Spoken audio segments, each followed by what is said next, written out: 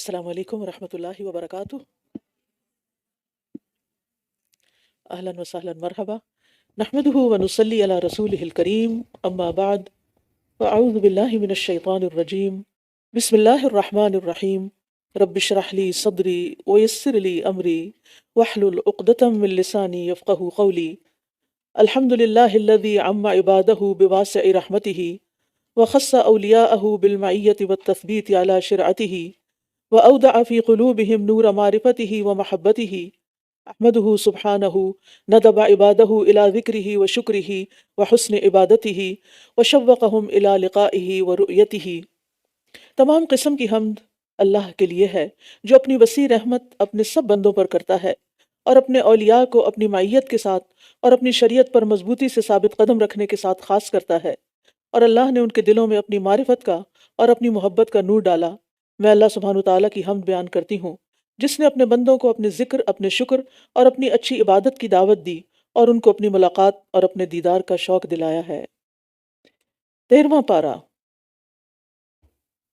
وما أبرئ نفسي إن النفس لأمارة بالسوء إلا ما رحم ربي إن ربي غفور رحيم۔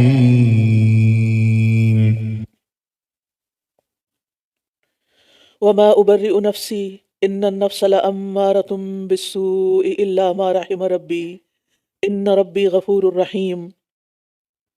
اور میں اپنے نفس کو بری قرار نہیں دیتا، بے شک نفس تو برائی پر بہت زیادہ اکسانے والا ہے، سوائے اس کے جس پر میرا رب ہی رحم فرما دے۔ بے شک میرا رب بہت بخشنے والا، نہایت رحم کرنے والا ہے۔ نفس کی شرارتیں تمام انسانوں کے ساتھ ہیں۔ نفس کی شرارتوں سے وہی محفوظ ہو سکتا ہے جس پر اللہ کی رحمت ہو۔ وما ابرئ نفسی، یہ عزیز مصر کی بیوی کے کلام کا آخری حصہ ہے۔ گویا وہ یہ کہنا چاہتی تھی کہ میں نے پیٹھ پیچھے اپنے خاوند کی کوئی بڑی خیانت نہیں کی۔ بے شک میں نے یوسف کو پھسلانا چاہا لیکن میں کامیاب نہ ہو سکی۔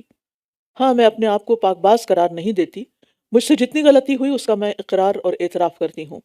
نفس کی شرارتوں سے تو وہی محفوظ رہ سکتا ہے جس پر اللہ کی خاص رحمت ہو، اور اس سے مراد کون ہے؟ کون محفوظ رہا؟ یوسف علیہ السلام۔ کہا جاتا ہے کہ نفس کی 3 اقسام ہیں۔ ایک ہے نفس امارہ، یہ وہ نفس ہے جس پر گناہ اور نافرمانیوں کا ارتکاب کرنے کی وجہ سے خواہشات کی پیروی غالب آ جاتی ہے، یعنی برے کاموں کا حکم دیتا ہے۔ پھر ہے نفس لوامہ، یہ ملامت کرنے والا نفس ہے، یعنی جب انسان گناہ کر لیتا ہے تو اس کے اندر ایک ملامت پیدا ہوتی ہے جس کی وجہ سے پھر وہ توبہ کی طرف آتا ہے، اور یہ خیر اور شر کے بیچ میں متردد ہوتا ہے۔ اور تیسرا ہوتا ہے نفس مطمئنہ، یہ خیر اور نیکی کے کاموں کو پسند کرتا ہے، شر اور گناہوں سے نفرت کرتا ہے، ان کو ناپسند کرتا ہے، اور یہ اس کی ایک خاص طبیعت بن جاتی ہے۔ تو جس پر اللہ کی رحمت ہو جائے، اللہ سبحانہ وتعالیٰ اس کو اس کے نفس کے شر سے بچا لیتا ہے اور اسے نفس مطمئنہ عطا کرتا ہے۔ اور اس کے لیے دعا بھی کرنی چاہیے کہ اللہ ہمیں نفس مطمئنہ عطا کرے، تاکہ مرتے وقت جب فرشتہ ہماری جان لینے کے لیے آئے تو وہ ہمیں سلام کرے تو نفس مطمئنہ کہہ کے کرے۔ ہمیں اپنے اندر جھانکتے رہنا چاہیے کہ ہمارے دل کا حال کیا ہے، کیا ہم نیکیوں پر مطمئن ہوتے ہیں اور گناہوں پر تکلیف محسوس ہوتی ہے، اور گناہوں کی طرف رغبت کا کیا عالم ہے۔ وقال الملک اتونی بہ استخلص لنفسی، اور بادشاہ نے کہا اسے میرے پاس لے آؤ کہ میں اسے اپنی ذات کے لیے مخصوص کر لوں۔ پھر جب اس نے یوسف سے بات کی تو کہنے لگا، آج سے تم ہمارے ہاں بڑے مرتبے والے اور امانت دار ہو۔ سبحان اللہ، غلامی اور قید سے آزادی ملنے کے بعد اب ایک نیا دور شروع ہوتا ہے جس میں انہیں آزادی کے ساتھ ساتھ حکومت اور سلطنت بھی عطا ہوتی ہے۔ یہاں ہم دیکھتے ہیں کہ بادشاہ یوسف علیہ السلام کو اپنا خاص مشیر بنا لیتا ہے، کیونکہ ان کے علم اور فضل سے متاثر ہے، ان کے کردار کی رفعت اور پاک دامنی بھی واضح ہو چکی ہے۔ تو اب یہ وقت ہے کہ وہ اس کام کے لیے پوری طرح تیار ہیں۔ اور یہ جو وہ کہتا ہے نا کہ قال ان فلما کلمہ قال انک اليوم لدینا مکین امین، کہ تم ہمارے ہاں بڑے مرتبے والے، مکین کا مطلب ہے مرتبے والے، بہت یعنی کہ ہمارے جو ملک کے رازدان رموز ہیں، اسرار ہیں، ان کے اب تم رازدان ہوگے اور تم بڑی امانت دار ہو۔ بات یہ ہے کہ اصل کردار وہی ہوتا ہے جس کی دشمن بھی گواہی دیں۔ نبی صلی اللہ علیہ وسلم کے مخالفین آپ کو کیا کہتے تھے؟ صادق اور امین۔ آج ہم سوچیں کہ ہم مسلمانوں کا امپریشن نان مسلمز پر کیسا ہے۔ قال جعلنی علی خزائن الارض انی حفیظ علیم۔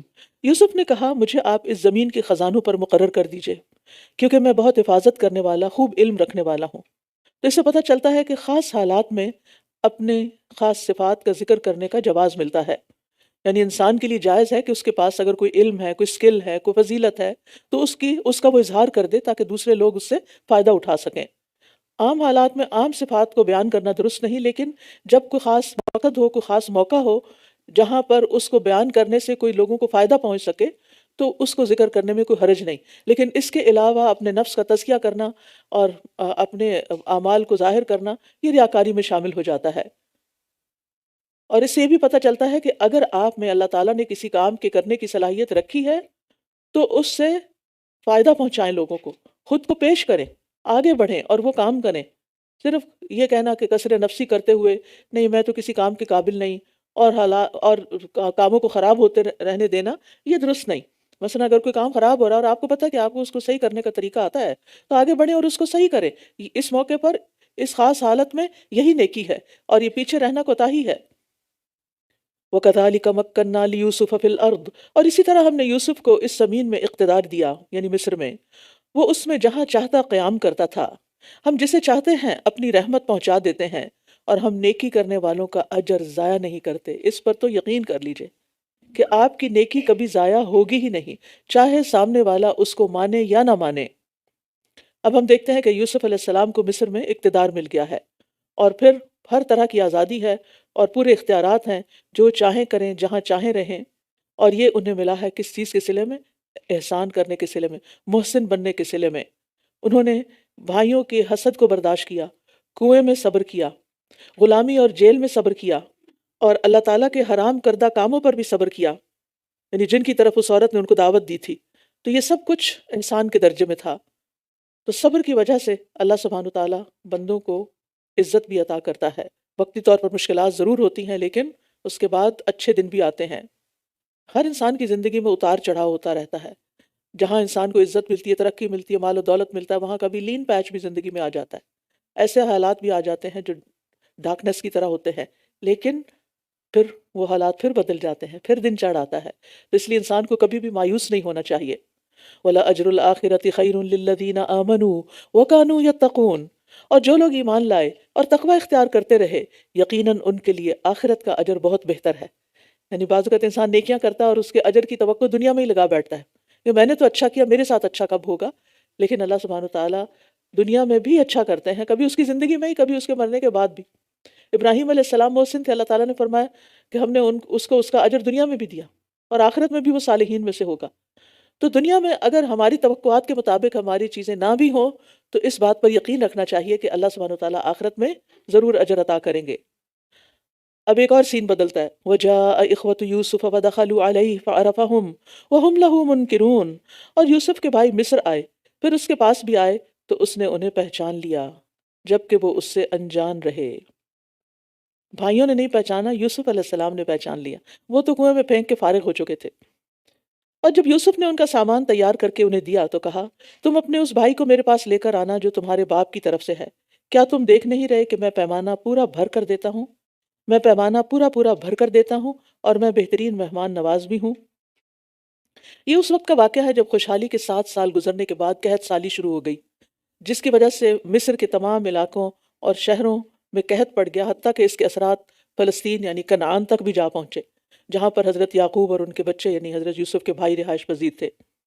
تو حضرت یوسف نے اپنے حسن تدبیر سے اس قحط سالی سے نمٹنے کے جو انتظامات کیے تھے وہ کام آ گئے، اور ہر طرف سے لوگ یوسف علیہ السلام کے پاس غلہ لینے کے لیے آ رہے تھے، اور یہ بات کنعان تک پہنچی، لہٰذا وہاں سے وہ بھی مصر آئے تاکہ غلہ لے کر آئیں۔ یوسف علیہ السلام نے اپنا تعارف نہیں کرایا، انجان بن کر بھائیوں سے باتیں پوچھنا شروع کی کہ تم کون ہو، کہاں سے آئے ہو، تمہارے کتنے بھائی ہیں، کہاں کہاں ہوتے ہیں۔ تو انہوں نے سب بتا دیا ہوگا کہ ایک تو کنویں میں جنگل میں مارا گیا تھا، اور باقی یہ ہے کہ ہم 10 بھائی ہیں، لیکن انہیں نہیں پتا تھا کہ وہ بات کس سے کر رہے ہیں، کیونکہ اتنے سالوں کے بعد ویسے بھی انہوں نے اتنی توجہ نہیں دی ہوگی، اور وہ تو یہ گمان بھی نہیں کرتے ہوں گے کہ یوسف علیہ السلام یہاں تک پہنچ سکتے ہیں۔ اور ساتھ ہی ان کو دھمکی بھی دی، پھر اگر تم اسے میرے پاس نہ لائے، یعنی جو بھائی پیچھے چھوڑ کر آئے بنیامین، تو میرے پاس تمہارے لیے کوئی پیمانہ نہیں ہوگا اور نہ ہی تم میرے قریب آنا۔ انہوں نے کہا ہم اس کے والد کو ضرور اس کے بارے میں آمادہ کریں گے، اور ہم ضرور ایسا کرنے والے ہیں۔ یہ نہیں کہا کہ اپنے والد کو، کہا اس کے والد کو، اور اس نے اپنے غلاموں سے کہہ دیا کہ ان کی رقم ان کے سامان سفر ہی میں رکھ دو، تاکہ جب وہ اپنے گھر والوں کی طرف لوٹ کر جائیں تو وہ اسے پہچان لیں، ہو سکتا ہے کہ وہ دوبارہ آئیں۔ پھر جب وہ اپنے والد کے پاس لوٹ کر گئے تو کہنے لگے اے ابا جان، ہم سے پیمانہ روک دیا گیا ہے، آپ ہمارے بھائی کو ہمارے ساتھ بھیج دیں کہ ہم ناپ بھر کر غلہ لائیں، اور ہم ضرور اس کی حفاظت کریں گے۔ اب قحط میں سب سے زیادہ ضرورت تو غلے کی تھی، اور ان کو نظر آ رہا تھا کہ جو ہم لے کر آئے ہیں یہ بہت دن نہیں چلنے والا، اس لیے جان بچانے کے لیے واپس تو جانا ہی پڑے گا۔ لیکن یہ کہ اس کے لیے شرط رکھ دی گئی ہے کہ دوسرے بھائی کو بھی لے کر آئے، لہٰذا غلہ ملنے کی یہی ایک صورت تھی، تو انہوں نے کسی نہ کسی طرح والد کو منا لیا۔ یعقوب علیہ السلام نے کہا کیا میں اس کے معاملے میں یعنی بنیامین کے معاملے میں تم پر اعتبار کروں جیسا میں نے اس سے پہلے اس کے بھائی کے معاملے میں تم پر اعتبار کیا تھا؟ بس اللہ ہی بہترین حفاظت کرنے والا ہے، اور وہی سب رحم کرنے والوں سے زیادہ رحم کرنے والا ہے۔ ابن کثیر کہتے ہیں کہ یعقوب علیہ السلام نے یوسف علیہ السلام کو بھائیوں کے ساتھ بھیجتے وقت صرف یہ کہا تھا وَأَخَافُ أَن يَأْكُلَهُ الذِّئْبُ، میں ڈرتا ہوں کہ اس کو بھیڑیا کھا جائے گا۔ اور اب جو بھائی بھیج رہے تھے اس وقت کیا کہا؟ فَاللَّهُ خَيْرٌ حَافِظًا وَهُوَ أَرْحَمُ الرَّاحِمِينَ۔ تو کہتے ہیں کہ جب یہ کہہ کے بھیجا تو نہ صرف یہ کہ یوسف کا بھائی واپس آیا بلکہ یوسف بھی آ گئے، یعنی دونوں باتوں میں فرق ہے۔ تو اس سے پتہ چلتا ہے کہ اگر ہم صرف اپنے اندیشے ظاہر کرتے رہیں تو اس کا نتیجہ کچھ اور نکلے گا، اور اگر ہم اس اندیشے اور خوف کے وقت بھی معاملات کو اللہ کے سپرد کر دیں اور اچھی بات زبان سے نکالیں اور اللہ سے دعا کریں تو نتیجہ کچھ اور ہوگا۔ لیکن ہوتا تو سب کچھ اللہ کے اذن سے ہی ہے۔ وما توفیقی الا باللہ، میں تو وہی نیکی کر سکتا ہوں جس کی مجھے اللہ توفیق دے۔ تو اس لیے اگر ہمیں کوئی اچھی مثبت بات کرنے کا موقع ملتا ہے یا کرنے کی توفیق ملتی ہے تو وہ بھی سراسر اللہ سبحانہ وتعالیٰ ہی کا اذن ہوتا ہے اور اسی کی توفیق ہوتی ہے دی ہوئی۔ رسول اللہ صلی اللہ علیہ وسلم نے فرمایا، لقمان حکیم کہا کرتے تھے جب کوئی چیز اللہ کی حفاظت میں دے دی جائے تو وہ اس کی حفاظت کرتا ہے۔ اور صبح شام کی جو دعا آپ کو سکھائی گئی تھی اللہم انی اسألک العافیہ، اور اس میں جو آتا ہے اللہم احفظنی من بین یدی ومن خلفی وعن یمینی وعن شمالی ومن فوقی اعوذ بعظمتک ان اغتال من تحتی، تو یہ تمام چیزوں کو حفاظت میں یعنی آپ کے تمام امور اللہ کی حفاظت میں چلے جاتے ہیں۔ وَلَمَّا فَتَحُوا مَتَاعَهُمْ، اور جب انہوں نے اپنا سامان کھولا تو اس میں اپنی رقم پائی جو ان کی طرف لوٹا دی گئی تھی، وہ کہنے لگے اے ہمارے ابا جان، ہمیں اور کیا چاہیے، یہ ہے ہماری رقم جو ہمیں لوٹا دی گئی ہے، اور ہم اپنے گھر والوں کے لیے اور غلہ لائیں گے، ہم اپنے بھائی کی حفاظت کریں گے، اور ایک اونٹ کا بوجھ مزید لے آئیں گے، اور ایک اونٹ کا بوجھ ہم مزید لے آئیں گے، یوں اتنی مقدار میں غلہ لانا بہت آسان ہے۔ یعقوب نے کہا میں اسے ہرگز تمہارے ساتھ نہیں بھیجوں گا جب تک کہ تم مجھے اللہ کی طرف سے پختہ وعدہ نہ دے دو کہ تم ضرور اسے میرے پاس واپس لاؤ گے، الا یہ کہ تم سب کو گھیر لیا جائے۔ پھر جب انہوں نے اسے اپنا پختہ وعدہ دے دیا تو اس نے کہا کہ جو کچھ ہم کہہ رہے ہیں اللہ اس پر نگہبان ہے۔ الوکیل علی ما نقول وکیل، وکیل وہ ہوتا ہے جس کے حوالے تمام کام کیے جائیں، یعنی اللہ سبحانہ تعالیٰ چونکہ ساری مخلوق کا مالک ہے اور تمام کام اس کی قدرت میں ہیں، کسی اور کے ہاتھ میں نہیں، لہٰذا ہم اپنے سارے کاموں کو، اپنے سارے امور کو اس کے سپرد کرتے ہیں۔ اور یعقوب نے کہا اے میرے بیٹو، تم سب شہر میں ایک دروازے سے داخل نہ ہونا بلکہ الگ الگ دروازوں سے داخل ہونا، اور میں اللہ کی طرف سے آنے والی کسی چیز سے تمہیں نہیں بچا سکتا۔ حکم تو صرف اللہ ہی کا چلتا ہے، اسی پر میں نے توکل کیا ہے، اور اسی پر توکل کرنے والوں کو توکل کرنا چاہیے۔ اب یہاں یعقوب علیہ السلام یہ جو کہتے ہیں کہ اے میرے بچوں، تم سب ایک دروازے سے داخل نہ ہونا، اس سے کیوں منع کیا انہوں نے؟ اکثر مفسرین کہتے ہیں کہ یعقوب علیہ السلام کو اپنے صحت مند، قوی، جوان اور خوبصورت بیٹوں کے اکٹھے داخل ہونے پر نظر بد لگنے کا خطرہ تھا، اور نظر لگتی بھی ہے، تو انہوں نے توکل تو اللہ پر کیا، اسی پر میں نے توکل کیا، اسی پر توکل کرنے والوں کو توکل کرنا چاہیے، لیکن ساتھ ہی تدبیر بھی کی۔ تو انسان کو دونوں چیزیں کرنی چاہیے، تدبیر بھی اور دعا بھی۔ اور پھر نظر لگنا جو ہے یہ برحق ہے، یعنی یہ یاد رکھیے کہ نظر لگنا برحق ہے۔ حدیث میں آتا ہے نظر لگنا ثابت شدہ بات ہے، اور اگر کوئی چیز تقدیر سے آگے نکل سکتی تو نظر اس سے آگے نکل جاتی۔ اور جب تم سے غسل کرنے کے لیے کہا جائے تو غسل کرو، یعنی نظر بد کا علاج یہ ہے کہ جس کی نظر لگی ہو اس کا پانی لے کر جو بیمار ہو اس کے اوپر ڈالا جائے۔ نظر بد ہے کیا؟ دراصل نظر لگانے والے کی آنکھ سے کوئی ایسی تاثیر رکھنے والی شعاع نکلتی ہے جو نشانہ بننے والے کو نقصان پہنچاتی ہے۔ جیسے کہ اب آپ جانتے ہیں کہ آج کل لیزر کیا ہے؟ ریز ہے نا، ان کے ذریعے کیا توڑ دیتے ہیں؟ پتھر توڑ دیے جاتے ہیں۔ تو اسی طرح انسانوں کی آنکھوں سے بھی ایسی ریز نکلتی ہیں کہ جن سے بعض اوقات دوسرے انسان کی کیمسٹری بدل جاتی ہے اور اس کے جسم کے اندر ایسی تبدیلیاں پیدا ہو جاتی ہیں۔ اب اس کی علامت کیا ہے؟ اب ہر چیز نظر نہیں ہے، علامت یہ ہے کہ انسان کے اندر یکا یک عجیب و غریب تبدیلی واقع ہو جاتی، شدید سر درد شروع ہو جاتا ہے جس کی کوئی ریزن سمجھ نہیں آتی، جسم کے کسی حصے میں درد شروع ہو جاتا، کوئی گر پڑتا ہے، کوئی ایسی یعنی انہونی سی ان یوزول سی چیز ہو جاتی ہے، تو یہ اس کی علامت ہوتی ہے۔ لیکن یہ یاد رکھیے کہ ہر چھوٹی بڑی تکلیف کو ہر چھوٹی بڑی تکلیف کا سبب نظر کو بتانا یہ بھی درست نہیں ہے۔ کرنا کیا چاہیے؟ ایک تو یہ ہے کہ جب کسی کی کوئی اچھی چیز دیکھیں تو دیکھتے ہی حسد نہ کریں، بلکہ ماشاءاللہ کہ خوش ہوں اور برکت کی دعا دیں کہ اللہ تعالیٰ اس میں برکت دے، اللہم بارک فی، بارک اللہ فیکم، بارک اللہ لکم، جو بھی آپ کہیں۔ اور اگر کوئی اپنی چیز دیکھ رہا ہو، یعنی دونوں میں فرق ہے، کسی کی چیز دیکھیں گے اچھی تو خوش ہو کر کیا کہیں گے؟ بارک اللہ فیکم۔ اور اگر اپنے اندر کوئی چیز اچھی دیکھیں گے تو پھر ماشاءاللہ لا قوت الا باللہ، اپنے گھر کو دیکھیں گے، اپنے بچوں کو دیکھیں گے، اپنی کسی بھی چیز کو دیکھیں تو پھر ماشاءاللہ لا قوت الا باللہ۔ تو اپنی ہر پیاری چیز پر پڑھنے کی ترغیب ہے اس میں۔ نظر لگ جائے تو کیا کریں؟ دو طریقے ہیں۔ ایک تو یہ کہ جس کی نظر لگی ہے اس سے غسل کروا کر پانی نظر کے مریض پر ڈالا جائے، یعنی کم از کم اس کا یعنی پیچھے گردن اور کندھے اور پچھلے پورے حصے پر۔ اور دوسرا طریقہ یہ ہے کہ دم کیا جائے، اور دم آپ اپنے آپ پہ خود بھی کر سکتے ہیں اور کسی اور سے بھی کروا سکتے ہیں۔ نبی صلی اللہ علیہ وسلم اپنے دونوں نواسوں پر خود دم کیا کرتے تھے۔ اعوذکما بکلمات اللہ التامات من شر کل شیطان وہامۃ وعین لامہ، کیونکہ بچے معصوم ہوتے ہیں نا، پیارے ہوتے ہیں، تو ان کو نظر جلدی لگتی ہے، تو ان کو حصار میں دے دیں۔ اور پھر اسی طرح ایک مرتبہ جبریل علیہ السلام نبی صلی اللہ علیہ وسلم کے پاس آئے، کہنے لگے اے محمد آپ بیمار ہو گئے ہیں؟ کہا ہاں، تو انہوں نے کہا بسم اللہ ارقیک من کل شیء یؤذیک من شر کل نفس او عین حاسد اللہ یشفیک بسم اللہ ارقیک۔ تو عبادہ بن صامت کہتے ہیں کہ آپ کو بخار تھا، پچھلے پہر جبریل علیہ السلام نے دم کیا، شام کو آپ بہترین حالت میں ہو گئے۔ تو بعض اوقات ایسا بھی ہوتا ہے کہ نظر وغیرہ لگ جاتی ہے، اور اس میں یہ کہ صبح شام کی اذکار اگر آپ پابندی سے پڑھتے رہیں، رات کو سوتے وقت اپنے اوپر دم کر کے سوئیں، تو انشاءاللہ آپ ایسی بہت سی چیزوں سے محفوظ رہیں گے، کیونکہ آپ کے گرد حصار ہو جائے گا انشاءاللہ۔ اور سورۃ فاتحہ جو ہے آسمان سے اترنے والی کتابوں میں سے سورۃ فاتحہ سب سے عظیم سورت ہے، لہٰذا سورۃ فاتحہ پڑھ کر بھی دم کیا جا سکتا ہے، معوذتین پڑھ کے دم کیا جا سکتا ہے۔ ان الحکم الا للہ علیہ توکلت وعلیہ فلیتوکل المتوکلون، لیکن اسباب اختیار کرنے کے باوجود بھروسہ اللہ کی ذات پر کرنا چاہیے۔ تمام معاملات اللہ کے ہاتھ میں ہیں، لہٰذا شفا بھی یعنی تکلیف بھی اسی کے اذن سے آتی ہے اور شفا بھی اسی کے اذن سے ہوتی ہے۔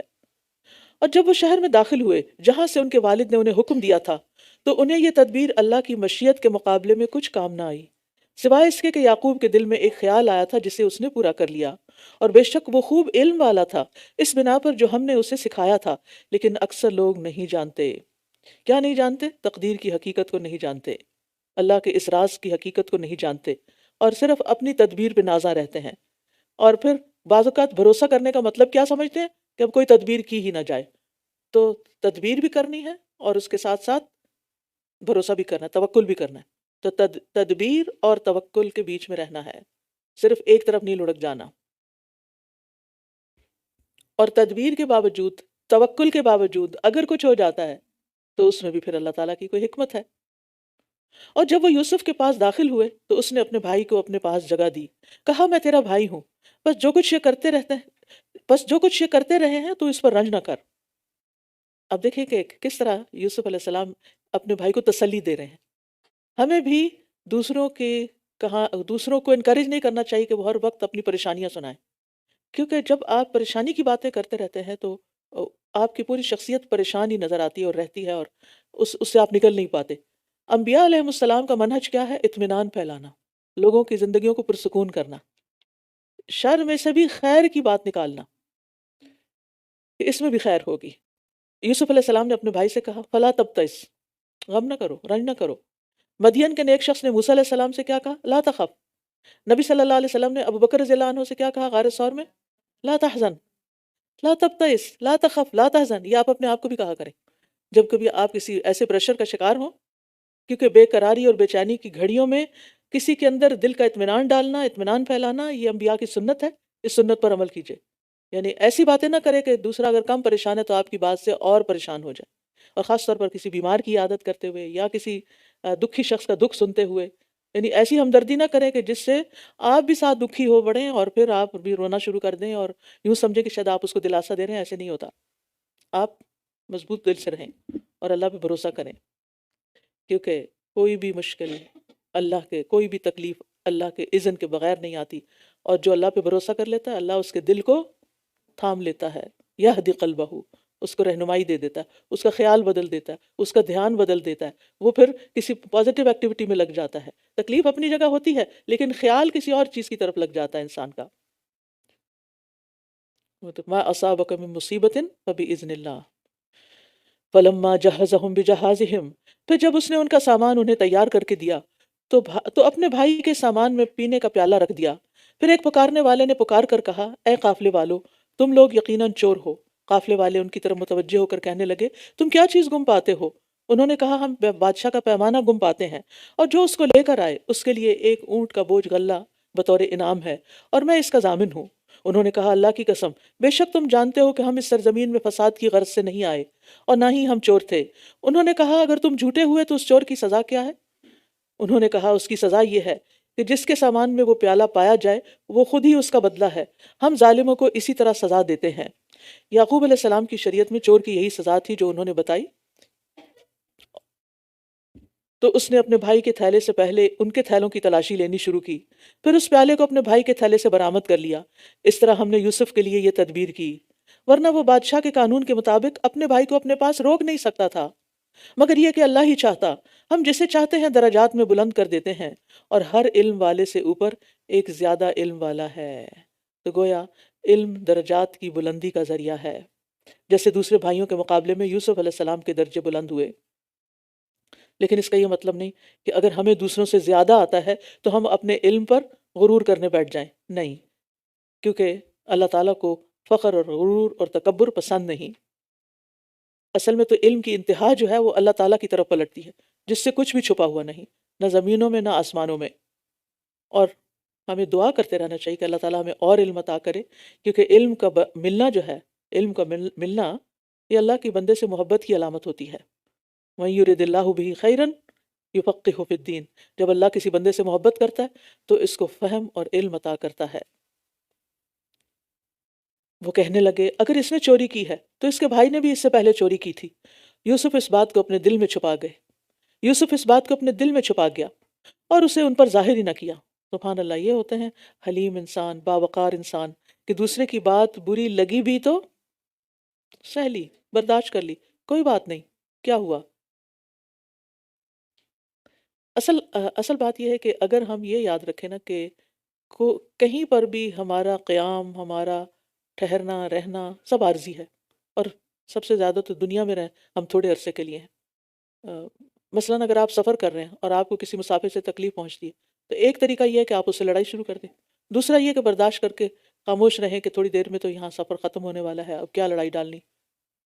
تو اسی طرح اگر کسی کو بھی کہیں پر بھی آپ کو کوئی تکلیف پہنچائے، اور بعض اوقات وہ انٹینشنل بھی نہیں ہوتی، کسی سے کچھ لگ جاتا ہے، کچھ گر جاتا ہے، آپ کا کوئی پیارا برتن ٹوٹ جاتا ہے، تو اس موقع پر چیخنے چلانے اور غصہ کرنے کی بجائے پھر یہی سوچیں کوئی بات نہیں، اللہ اور دے گا۔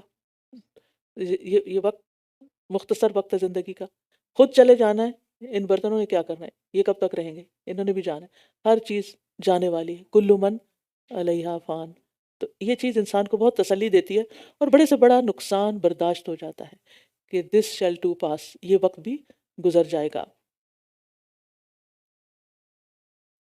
تو یوسف اس بات کو اپنے دل میں چھپا گیا اور اسے ان پر ظاہر نہ کیا۔ دل میں کہا تم بدتر مقام پر ہو، اور جو تم بیان کر رہے ہو اسے اللہ اسے خوب جانتا ہے۔ تو محبتوں کو برقرار رکھنے کے لیے لغزشوں سے درگزر کرنا ضروری ہے۔ یہ اصول یاد رہے گا۔ محبتوں کو برقرار رکھنے کے لیے، بہن بھائیوں کی محبت ہو، ہسبینڈ وائف کی محبت ہو، دوستوں کی محبت ہو، محبتوں کو برقرار رکھنے کے لیے لغزشوں سے درگزر کرنا ہوگا۔ قالوا یا ایھا العزیز ان لہ ابا شیخا کبیرا، وہ کہنے لگے اے عزیز، اس کا باپ بہت بوڑھا آدمی ہے، لہٰذا اس کی جگہ آپ ہم میں سے کسی ایک کو رکھ لیں، بے شک ہم تو آپ کو احسان کرنے والوں میں سے سمجھتے ہیں۔ سبحان اللہ۔ اب یہ بھائی یوسف علیہ السلام کے سامنے کس چیز کا اقرار کر رہے ہیں؟ انا نراک من المحسنین۔ حالات کیسے بھی ہوں، محسن اپنے احسان پر برقرار رہتا ہے۔ اسی لیے وہ جیل میں تھے تو جیل کے ساتھیوں نے کہا کہ انا نراک من المحسنین، اور دوسری مرتبہ جب آپ عزیز مصر کے عہدے پر فائز تھے تو بھائی قسم پرسی کے عالم میں آ کے کہتے ہیں انا نراک من المحسنین۔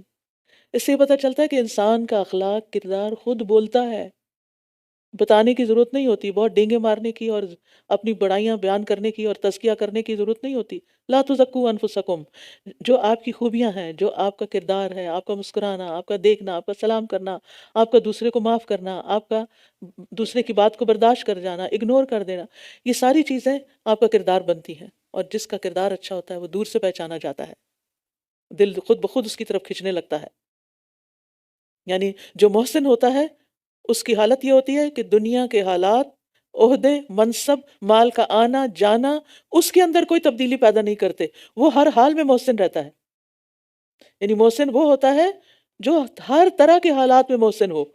وہ محسن نہیں ہوتا جو اچھے حالات میں محسن ہے اور جب حالات بدلے، مرضی کے خلاف ہوئے تو اس وقت رونا دھونا ڈال دیا۔ قال معاذ اللہ، اس نے کہا اللہ کی پناہ، ہم تو صرف اسی کو رکھیں گے جس کے پاس ہم نے اپنا سامان پایا ہے، ورنہ تو ہم یقیناً ظالم شمار ہوں گے۔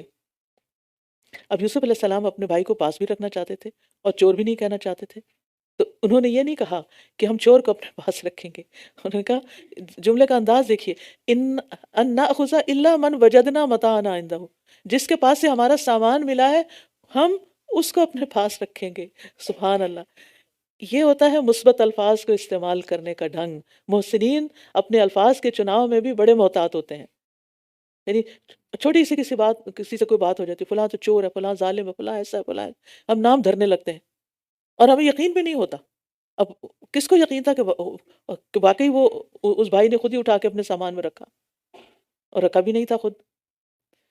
پھر جب وہ اس سے مایوس ہو گئے، یعنی عزیز مصر تو بات نہیں مان رہے، تو الگ ہو کر چپ کے مشورہ کرنے لگے۔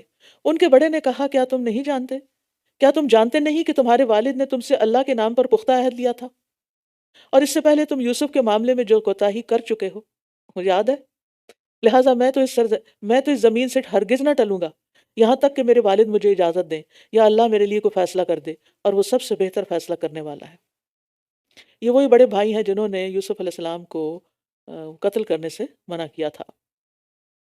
تم سب اپنے والد کی طرف لوٹ جاؤ اور کہو اے ہمارے ابا جان، بے شک آپ کے بیٹے نے چوری کی تھی اور ہم نے وہی گواہی دی جس کا ہمیں علم تھا، اور ہم غیب کی حفاظت کرنے والے نہ تھے، ہمیں نہیں پتا کہ چھپ کے وہ کیا کر رہا تھا، اور آپ اس بستی والوں سے پوچھ لیجئے، آپ اس بستی والوں سے پوچھ لیں جہاں ہم تھے، اور اس قافلے سے بھی جس میں ہم آئے ہیں، اور یقیناً ہم بالکل سچے ہیں۔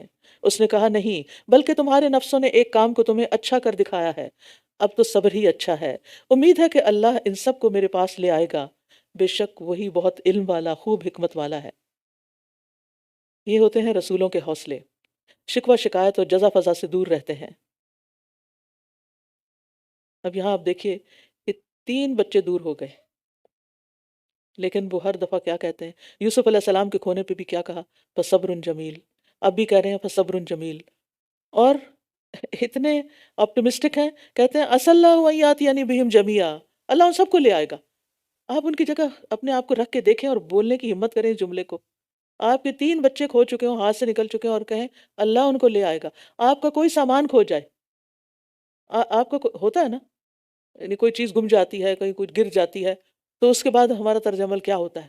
ہم اللہ پہ امید کم رکھتے ہیں کہ امید ہے اللہ اس کو مجھے واپس دلا دے گا۔ اللہ کو پتہ ہے وہ جہاں ہے اللہ لے آئے گا اس کو، لیکن ہم یہ نہیں کہتے۔ ہم صرف جزا فضا کرتے ہیں، دوسروں کو بلیم کرنا شروع کر دیتے ہیں۔ تو ہمیشہ دل میں امید کا چراغ روشن رکھا کریں، اور یہ بھی یاد رکھیے کہ سختی کی انتہا کے بعد نکلنے کا راستہ بنتا ہے، اور یہ اللہ کا طریقہ ہے۔ رات جب بہت اندھیری ہو جاتی ہے تو اس میں سے صبح کی روشنی پھوٹتی ہے۔ اس لیے ہمیشہ اللہ سے حسن ظن رکھیں، اچھا گمان رکھیں، کیونکہ اللہ تعالیٰ بندے کے ساتھ کیسا معاملہ کرتا ہے؟ اس کے گمان کے مطابق۔ تو یعقوب علیہ السلام اگرچہ بہت دکھی تھے، لیکن ہمیشہ پر امید رہتے تھے، اچھا گمان رکھتے تھے۔ وَتَوَلَّى عَنْهُمْ، اور اس نے ان سے منہ پھیر لیا اور کہنے لگا ہائے افسوس یوسف پر، اور اس کی دونوں آنکھیں غم سے سفید ہو گئی تھیں، یعنی نابینا ہو گئے تھے، اور وہ غم سے بھرا ہوا تھا۔ اب یہاں پر آپ دیکھیے کہ حزن کی بات آئی۔ حزن وہ غم ہوتا ہے جو مصیبت آنے پہ پیدا ہوتا ہے، جس کو انسان چھپا نہیں سکتا، جو ظاہر ہو جاتا ہے، سوری، جس کو انسان چھپا جاتا ہے۔ حزن وہ غم ہوتا ہے جس کو وہ چھپا لیتا ہے، لیکن بسی و حزنی وہ غم ہوتا ہے جو انسان چھپا نہیں سکتا۔ بسا کا مطلب ہوتا ہے نا پھیلا دیے، اس کی خبر پھیل جاتی ہے۔ تو اس سے پتہ چلتا ہے کہ مصیبت پر آنسو بہانا جائز ہے، لیکن چہرہ پیٹنا، بال نوچنا، سینہ کو بھی کرنا، گریبان چاک کرنا، یہ درست نہیں۔ زبان سے اللہ کی ناراضگی کا ایک کلمہ بھی نہیں نکالنا چاہیے۔ اور جہاں تک آنسو بہنے کا تعلق ہے تو یہ تو اللہ کی رحمت ہوتی ہے جو کسی بندے کے دل میں ڈال دیتا ہے۔ تو یاد رکھیے مصیبت کے وقت جزا فضا کرنا منع ہے۔ قالوا تاللہ تفتؤ تذکر یوسف، انہوں نے کہا اللہ کی قسم آپ ہمیشہ یوسف ہی کو یاد کرتے رہیں گے، یہاں تک کہ آپ گھل کر رہ جائیں یا آپ ہلاک ہی ہو جائیں۔ قال انما اشکو بثی وحزنی الی اللہ واعلم من اللہ ما لا تعلمون، اس نے کہا میں تو اپنی بے قراری اور غم کی شکایت صرف اللہ سے کرتا ہوں، اور میں اللہ کی طرف سے وہ کچھ جانتا ہوں جو تم نہیں جانتے۔ یعقوب علیہ السلام نے غم کے وقت کیا کہا؟ انما اشکو بثی وحزنی الی اللہ۔ زکریا علیہ السلام نے اپنی فکر اللہ کے سامنے رکھی، وانی خفت الموالی من ورائی۔ ایوب علیہ السلام نے تکلیف کے وقت کیا کہا؟ انی مسنی الضر وانت ارحم الراحمین۔ موسیٰ علیہ السلام نے مشکل گھڑی میں کیا کہا؟ ربی انی لما انزلت الی من خیر فقیر۔ سبحان اللہ، ہر مشکل میں رجوع اللہ ہی کی طرف۔ بس قرآن پڑھنے کا یہی مقصد ہے کہ ہم بھی اپنی عملی زندگی میں یہی طریقہ اختیار کریں۔ یا بنی یذہبوا فتحسسوا من یوسف، اے میرے بیٹو جاؤ اور یوسف اور اس کے بھائی کا سراغ لگاؤ۔ من یوسف و اخیہ، یا بنی یذہبوا فتحسسوا من یوسف و اخیہ ولا تیأسوا من روح اللہ انہ لا ییأس من روح اللہ الا القوم الکافرون۔ اے میرے بیٹو جاؤ اور یوسف اور اس کے بھائی کا سراغ لگاؤ، اور اللہ کی رحمت سے مایوس نہ ہونا، بے شک اللہ کی رحمت سے صرف کافر لوگ ہی مایوس ہوتے ہیں۔ لہٰذا اب وہ دوبارہ جاتے ہیں۔ فلما دخلوا علیہ، پھر جب وہ اس کے پاس داخل ہوئے تو کہنے لگے اے عزیز، ہمیں اور ہمارے گھر والوں کو تکلیف پہنچی ہے اور ہم معمولی سرمایہ لائے ہیں، بس آپ ہمیں غلے کا پورا پورا پیمانہ دیجئے اور ہم پر صدقہ کیجئے، بے شک اللہ صدقہ کرنے والوں کو اچھا بدلہ دیتے ہیں۔ دیکھیے ان کے حالات کہاں تک جا پہنچے۔ دوسروں کے خلاف چالیں چلنا اور دوسروں کا برا چاہنا، یہ دراصل اپنا ہی برا چاہنا ہوتا ہے۔ اس نے کہا کیا تم جانتے ہو کہ جب تم نادان تھے تو تم نے یوسف اور اس کے بھائی کے ساتھ کیا سلوک کیا تھا؟ اب معاملے کی حقیقت بتانے کا وقت آ گیا تھا، کیونکہ اب جب انہوں نے صدقہ مانگ لیا تو یوسف علیہ السلام کو رحم آ گیا ہوگا کہ یہ کس حال کو پہنچ چکے ہیں اپنے ہی کیے کی بدولت۔ تو اب انہوں نے سوال کے انداز میں اپنا تعارف کرایا، کوئی احسان نہیں جتایا، کوئی روب نہیں جتایا، کوئی تانا نہیں دیا، کوئی طنز نہیں کیا، اور یہ کہا اذ انتم جاہلون، جب تم نادان تھے۔ یہ نہیں کہا وانتم ظالمون، جب تم ظلم ڈھا رہے تھے، جتایا بھی نہیں۔ یہ ہے بلند ترین اخلاق کہ کسی کا قصور جتانا بھی نہیں۔ انہوں نے کہا کیا واقعی تم ہی یوسف ہو؟ اس نے کہا میں یوسف ہوں اور یہ میرا بھائی ہے، یقیناً اللہ نے ہم پر احسان کیا ہے، بے شک جو تقوی اختیار کرے اور صبر کرے تو یقیناً اللہ احسان کرنے والوں کا اجر ضائع نہیں کرتا۔ انہ من یتق ویصبر فان اللہ لا یضیع اجر المحسنین، یہ پکا یاد رکھنے والا سبق ہے، کبھی نہ بھولے انسان کہ تقوی اور صبر کے نتائج اور ثمرات کیا ہوتے ہیں۔ تو یہ تین چیزیں تھیں جو یوسف علیہ السلام کے اچھے انجام کا سبب بنی، تقوی، صبر اور احسان۔ اور اس صورت کا خلاصہ اس آیت میں آ گیا ہے۔ اس سارے قصے سے جو سبق ملتا ہے وہ یہاں بیان کر دیا گیا ہے۔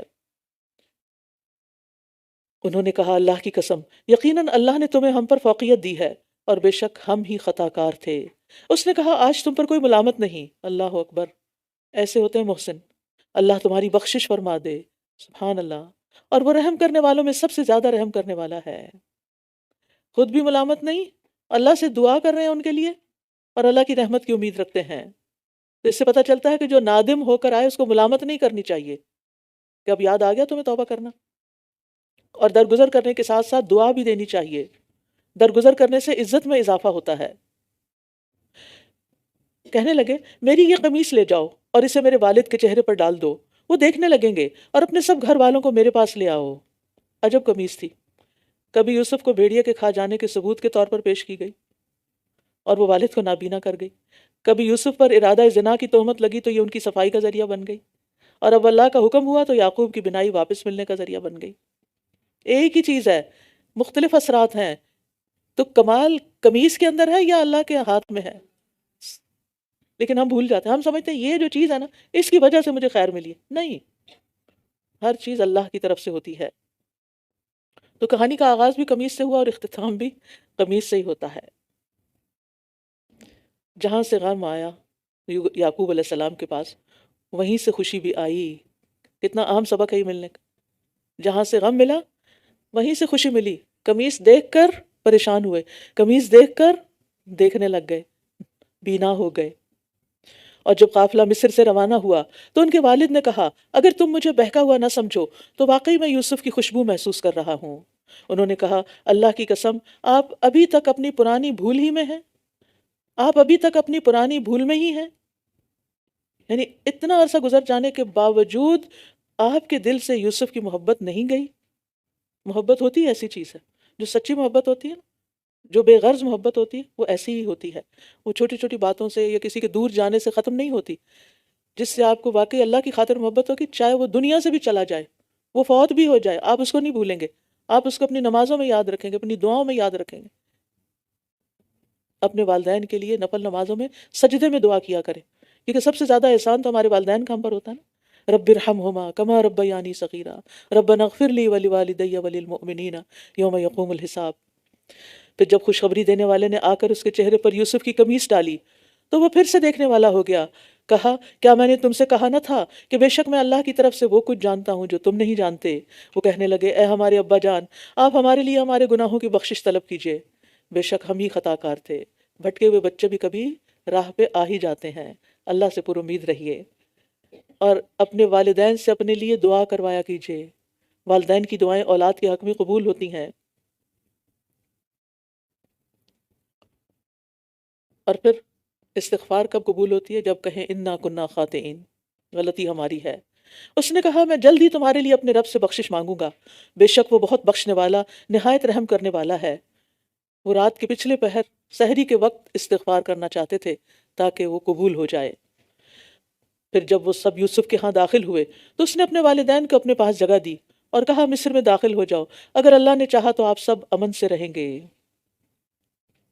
دن پھر گئے سب کے، اور اس نے اپنے والدین کو تخت پر اونچا بٹھایا اور وہ سب اس کے آگے سجدے میں گر پڑے، اور اس نے کہا اے میرے ابا جان، یہ میرے پہلے خواب کی تعبیر ہے، یقیناً میرے رب نے اسے سچا کر دیا، اور واقعی اس نے میرے ساتھ احسان کیا۔ سبحان اللہ، احسان کیا جب اس نے مجھے قید خانے سے نکالا اور آپ سب کو صحرا سے یہاں لے آیا، اس کے بعد کہ شیطان نے میرے اور میرے بھائیوں کے درمیان اختلاف ڈال دیا تھا۔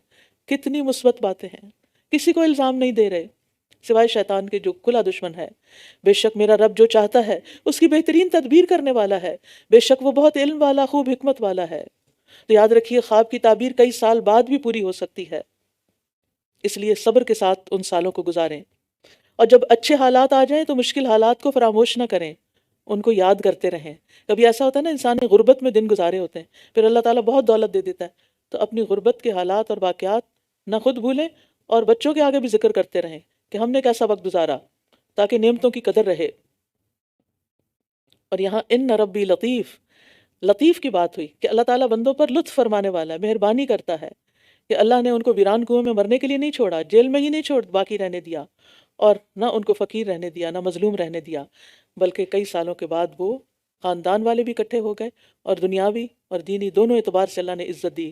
رب قد آتیتنی من الملک وعلمتنی من تأویل الاحادیث فاطر السماوات والارض انت ولی فی الدنیا والآخرہ توفنی مسلما والحقنی بالصالحین. اے میرے رب، بے شک تو نے مجھے بادشاہت عطا کی اور مجھے باتوں کی حقیقت سکھائی. اے آسمانوں اور زمین کے پیدا کرنے والے، دنیا اور آخرت میں تو ہی میرا کارساز ہے. مجھے حالت اسلام میں فوت کر اور مجھے صالحین سے ملا دے. یوسف علیہ السلام کو جو نعمتیں ملی تھیں وہ اپنی انتہا پر تھیں، لیکن وہ اس سے بڑی نعمت مانگ رہے ہیں. اور وہ کیا ہے کہ دنیا اور آخرت میں اللہ کا ساتھ ملے، اسلام کی حالت میں موت آئے، فرما برداری اور اطاعت میں موت آئے، اور صالحین کا ساتھ ہو، اچھی صحبت، اچھی کمپنی، اچھے لوگ، دنیا میں بھی اور آخرت میں بھی. اور حقیقت ہے کہ ظاہری اور باطنی لحاظ سے سب سے زیادہ اللہ ہی قریب ہوتا ہے. یعنی اے اللہ تو ہی میرا دوست ہے. اور پھر تکمیل نعمت کے لیے اچھی موت کی دعا کرنی چاہیے. ساری زندگی بھی نعمتوں میں گزرے، خاتمہ اچھا نہ ہو تو بدبختی ہے. لہٰذا اللہم توفنا مسلمین واحینا مسلمین والحقنا بالصالحین غیر خزایا ولا مفتونین. ذالک من انباء الغیب نوحیہ الیک، یہ غیب کی خبروں میں سے ہے جو ہم آپ کی طرف وحی کر رہے ہیں، اور آپ ان کے پاس نہ تھے جب انہوں نے اپنے ارادے پر اتفاق کر لیا تھا اور وہ سازش کر رہے تھے، اور اکثر لوگ ایمان لانے والے نہیں اگرچہ آپ کتنا ہی چاہیں. سورۃ یوسف کے بارے میں جو قصہ سورۃ یوسف جب شروع ہوئی، یہ قصہ جب شروع ہوا تو یہ ایک سوال کے اوپر تھا. تو اللہ تعالیٰ نے کہا کہ اس میں نشانیاں ہیں، لیکن یہ سارا قصہ سننے کے بعد بھی مشرکین ایمان نہ لائے. تو جس کو اللہ توفیق نہ دے وہ کیسے ایمان لا سکتا ہے؟ اور آپ اس پر ان سے کوئی اجرت طلب نہیں کر رہے، یعنی آپ ان کو یہ نہیں کہہ رہے تھے آپ مسلمان ہو تو میں تم سے کوئی ٹیکس لوں گا. نہیں، ایسا کچھ بھی نہیں. یہ تو تمام جہان والوں کے لیے ایک نصیحت ہے.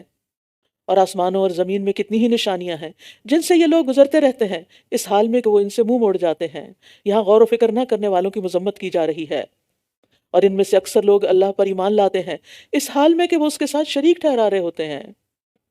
ہم سوچتے ہیں کہ یہ شاید مشرکین ہی ایسے ہیں. بعض لوگ ایمان لانے کے باوجود شرک کرتے ہیں، غیر اللہ کی قسم کھا لیتے ہیں. تیرے سر کی قسم، میرے باپ کی قسم، نعوذ باللہ، یہ شرک ہے. اسی طرح ریاکاری شرک اصغر ہے، یعنی دکھلاوا کرنا، نیک اعمال دکھانے کی غرض سے کرنا. اسی طرح بیماری سے بچنے کے لیے دھاگے، کڑے، منکے وغیرہ لٹکانا، بدشگونی لینا، کاہنوں نجومیوں کے پاس جانا، مستقبل کی خبریں معلوم کرنے والوں کے پاس جانا، ان سب کاموں کو صحیح احادیث میں شرک کہا گیا ہے. لیکن افسوس یہ کہ آج کل بہت سے مسلمان یہ حرکات کر رہے ہیں. یہ اللہ کا شکوہ ہے بندوں سے کہ ایمان بھی لاتے ہیں اور دوسری طرف شرک بھی کرتے ہیں. ایک طرف نیکیاں کر رہے ہیں اور دوسری طرف ان کو ڈھا رہے ہیں، صاف کرے چلے جا رہے ہیں. یا بھلا وہ اس بات سے امن میں آ گئے ہیں کہ ان کے پاس اللہ کے عذاب میں سے کوئی چھا جانے والی آفت آ جائے، یا ان کے پاس قیامت کی گھڑی اچانک آ جائے اور یہ شعور بھی نہ رکھتے ہوں؟ کہہ دیجئے یہی میرا راستہ ہے، میں پوری بصیرت کے ساتھ اللہ کی طرف بلاتا ہوں، میں اور وہ بھی جنہوں نے میری پیروی کی. اور اللہ پاک ہے اور میں شرک کرنے والوں میں سے نہیں ہوں. اور ہم نے بستی والوں میں آپ سے پہلے بھی مردوں کو ہی رسول بنا کر بھیجا تھا جن کی طرف ہم وحی کرتے تھے. کیا پھر وہ زمین میں چلے پھرے نہیں کہ دیکھتے ان لوگوں کا انجام کس طرح ہوا جو ان سے پہلے گزر چکے تھے؟ اور یقیناً آخرت کا گھر تو ان لوگوں کے لیے بہتر ہے جو تقوی اختیار کریں. کیا پھر تم عقل سے کام نہیں لیتے؟ یہ آیت قطعی طور پر بتاتی ہے کہ تمام نبی مرد ہی ہوئے ہیں، عورتوں میں سے کسی کو نبوت کا مقام نہیں ملا. اور پھر انبیاء جو تھے، دوسری بات یہ پتہ چلتی ہے کہ انبیاء اہل القرآن میں سے تھے، یعنی بڑی بستیوں میں آئے ہیں، بڑے شہروں میں. جہاں تک کہ جب رسول بالکل نا امید ہو گئے اور لوگوں نے سمجھا کہ ان سے جھوٹ بولا گیا ہے تو ان کے پاس ہماری مدد آ گئی، پھر جسے ہم نے چاہا بچا لیا، اور مجرم قوم سے ہمارا عذاب پھیرا نہیں جاتا. لقد كان في قصصهم عبرة لأولي الألباب، بے شک ان کے قصوں میں عقل والوں کے لیے یقیناً ایک عبرت ہے. یہ ہرگز ایسی بات نہیں جو گھڑ لی گئی ہو، بلکہ یہ اس کی تصدیق ہے جو اس سے پہلے ہے، اور وہ ہر چیز کی تفصیل ہے، اور ہر چیز کی تفصیل ہے، اور ان لوگوں کے لیے ہدایت اور رحمت ہے جو ایمان لاتے ہیں. تو قصے عبرت کی نگاہ سے پڑھنے چاہیے اور سننے چاہیے. سورۃ الرعد. بسم اللہ الرحمن الرحیم. الف لام میم را تلك آیات الكتاب والذی انزل الیک من ربک الحق ولكن أكثر الناس لا يؤمنون۔ الف لام را، یہ کتاب اللہ کی آیات ہیں، اور جو کچھ آپ پر آپ کے رب کی طرف سے نازل کیا گیا ہے وہ حق ہے۔ محسوس کیجئے اس کو کہ جو آپ پڑھ رہے ہیں یہ اللہ کا کلام ہے اور یہ حق ہے، لیکن لوگوں کی اکثریت ایمان نہیں لاتی۔ یہ کہتے بھی ہیں کہ اللہ کا کلام ہے، لیکن جو کلام کہتا ہے پھر وہ مانتے بھی نہیں۔ وہ اللہ ہی ہے جس نے بغیر ستونوں کے آسمانوں کو بلند کیا جنہیں تم دیکھتے ہو، پھر وہ عرش پر مستوی ہوا، اور اسی نے سورج اور چاند کو مسخر کیا ہے، ہر ایک ایک وقت مقرر تک کے لیے چل رہا ہے۔ اور اسی نے سورج اور چاند کو مسخر کیا، ہر ایک ایک وقت مقرر تک کے لیے چل رہا ہے۔ وہی کاموں کی تدبیر کرتا ہے، آیات کو تفصیل سے بیان کرتا ہے تاکہ تم اپنے رب کی ملاقات کا یقین کر لو۔ اور وہی ہے جس نے زمین کو پھیلا دیا اور اس میں پہاڑ اور نہریں بنائیں، اور اس میں ہر قسم کے پھلوں کے دو دو جوڑے بنائے۔ وہ رات کو دن پر ڈھانپ دیتا ہے، بے شک اس میں ان لوگوں کے لیے نشانیاں ہیں جو غور و فکر کرتے ہیں۔ اب غور و فکر کی دعوت دی جا رہی ہے، بہت سی آیات میں نشانیوں کا ذکر ہوگا۔ اور زمین میں مختلف ٹکڑے باہم ملے ہوئے ہیں، اور انگوروں کے باغات اور کھیتیاں اور کھجور کے درخت ہیں، کچھ جڑ سے ملے ہوئے اور کچھ بغیر جڑ سے ملے ہوئے، سب ایک ہی پانی سے سیراب کیے جاتے ہیں، اور ہم ان میں سے ایک کو دوسرے پر پھلوں میں فضیلت دیتے ہیں۔ یقیناً اس میں ان لوگوں کے لیے نشانیاں ہیں جو عقل سے کام لیتے ہیں۔ سب یعنی ایک درخت، ایک باغ کے سارے درخت ایک ہی پانی، ایک ہی مٹی اور ایک ہی سورج کی روشنی لے رہے ہوتے ہیں، لیکن کسی درخت پہ زیادہ پھل ہوتا ہے، کسی پہ کم ہوتا ہے، کسی میں میٹھا ہوتا ہے، کسی کھٹا ہوتا ہے، رنگوں میں بھی فرق ہوتا ہے۔ اسی طرح تمام انسان مٹی سے بنے ہیں، لیکن کوئی سرخ ہے، کوئی سفید ہے، کوئی سیاہ ہے، کوئی درمیان میں ہے، کوئی نرم ہے، کوئی سخت ہے، کوئی طیب ہے، کوئی خبیث ہے۔ اور اگر آپ تعجب کرتے ہیں تو دراصل ان کی بات عجیب ہے کہ کیا جب ہم مٹی ہو جائیں گے تو کیا واقعی ہم ایک نئی پیدائش میں ہوں گے؟ یہی وہ لوگ ہیں جنہوں نے اپنے رب کا انکار کیا، اور یہی لوگ ہیں جن کی گردنوں میں طوق ہوں گے، اور یہی لوگ آگ کے ساتھی ہیں جس میں یہ ہمیشہ رہنے والے ہیں۔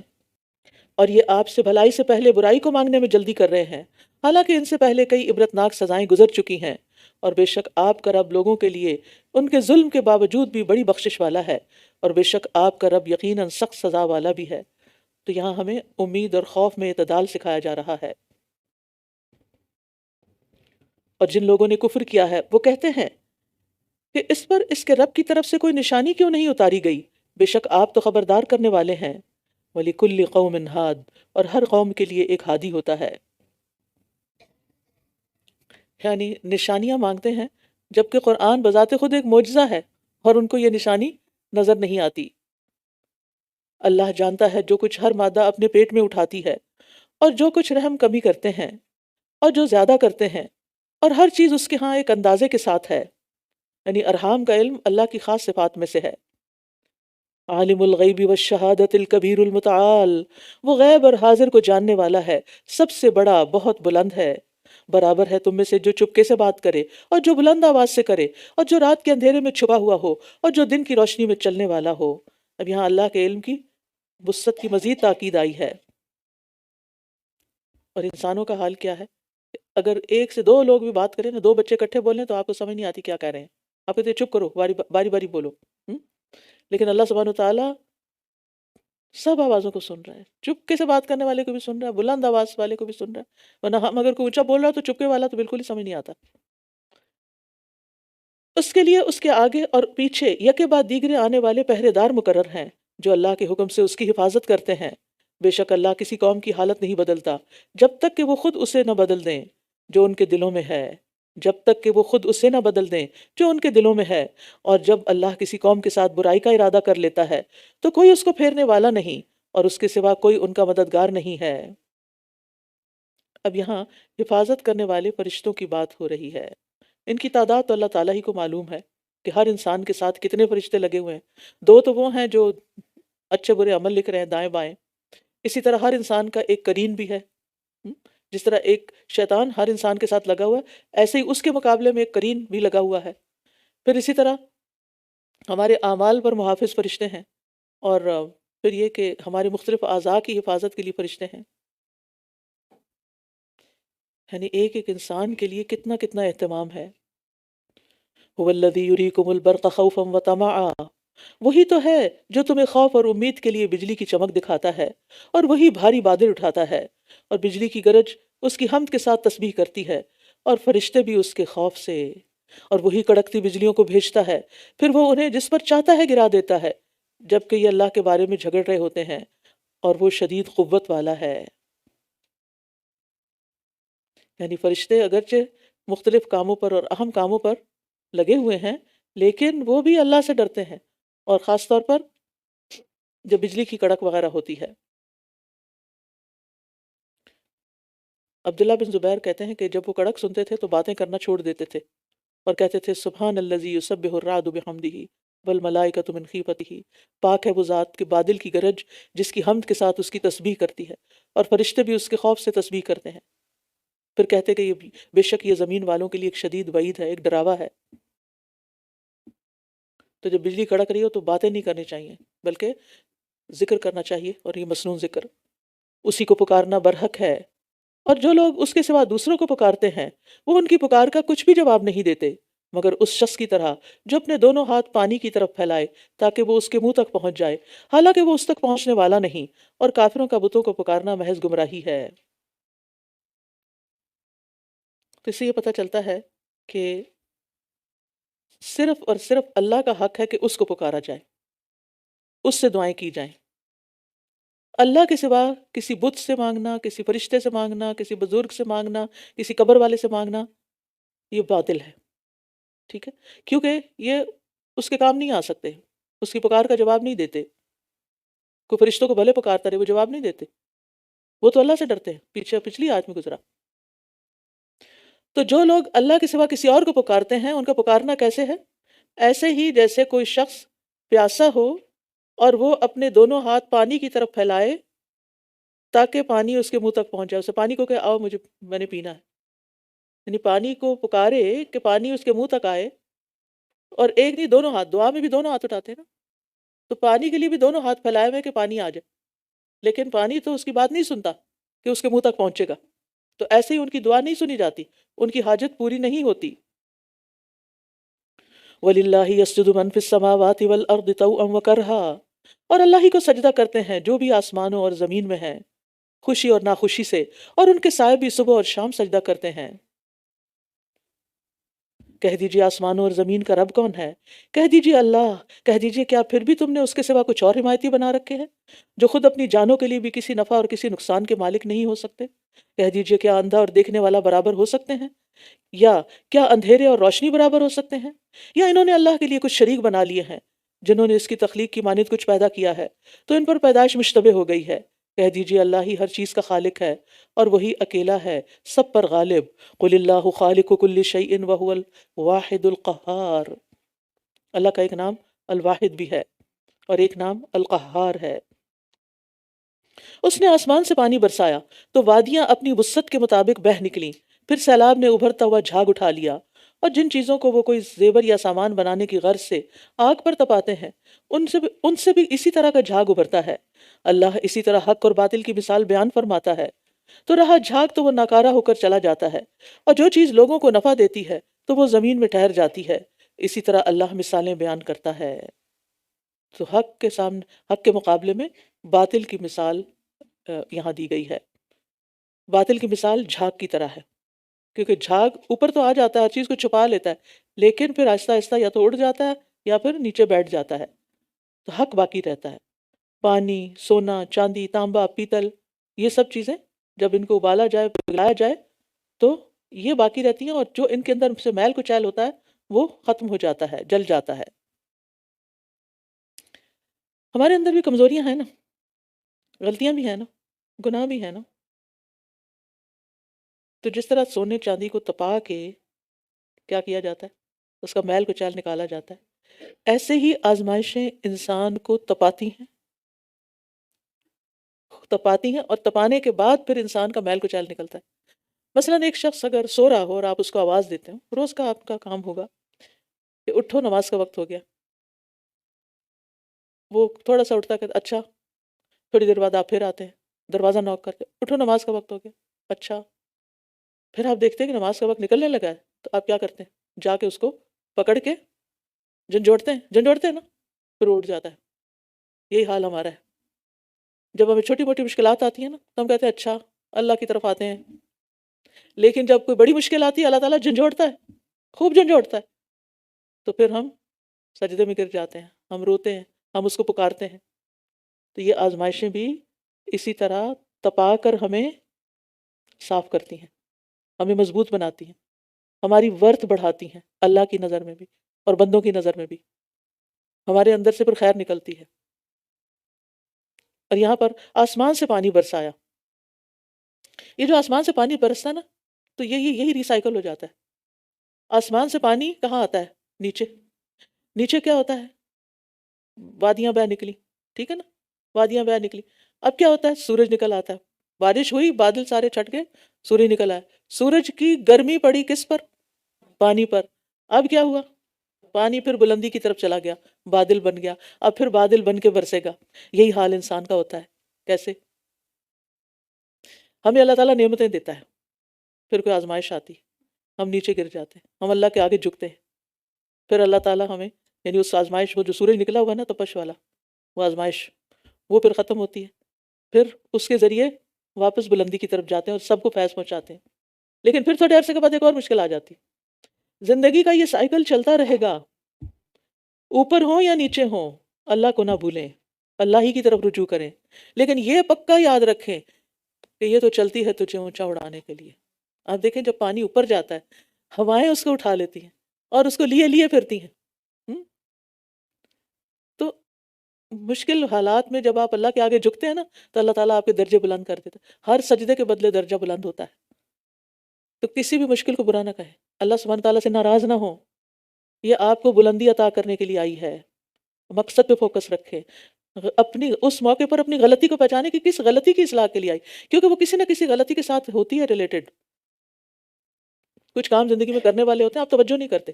بیماری آتی ہے، سخت آ جاتی ہے، آپ سوچتے ہیں اوہ میں نے صدقہ نہیں کیا، میں نے فلاں کام نہیں کیا، میرا فلاں فرض بھی رہتا ہے، فلاں پروجیکٹ رہتا ہے، اب جلدی جلدی میں کام کر لوں.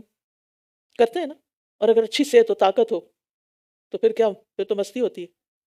کبھی کچھ ٹک ٹاک پہ دیکھنے بیٹھ گئے، کبھی آرام کر لیا، کبھی فون کر لیے، کبھی شاپنگ کو نکل گئے، کبھی کسی پارٹی میں چلے گئے. پھر تو یہ کام ہوتے ہیں. پھر اللہ کے آگے روتا کون ہے؟ رونے کا وقت ہی نہیں ہوتا. للذین استجابوا لربهم الحسنى والذین لم يستجیبوا له لو ان لهم ما في الارض جميعا ومثله معه لافتدوا به اولئک لهم سوء الحساب ومأواهم جہنم وبئس المہاد. جن لوگوں نے اپنے رب کی بات قبول کر لی ان کے لیے بھلائی ہے، اور جنہوں نے اسے قبول نہیں کیا، اگر ان کے لیے وہ سب کچھ ہو جو زمین میں ہے اور اسی کی مانند اور بھی، تو وہ ضرور اسے فدیہ میں دے دیں. یہی لوگ ہیں جن کے لیے برا حساب ہے اور ان کا ٹھکانہ جہنم ہے، اور وہ بہت برا ٹھکانہ ہے. اب دونوں گروہ الگ الگ ہو گئے. جنہوں نے اپنے رب کی بات قبول کر لی وہ کہاں پہنچے؟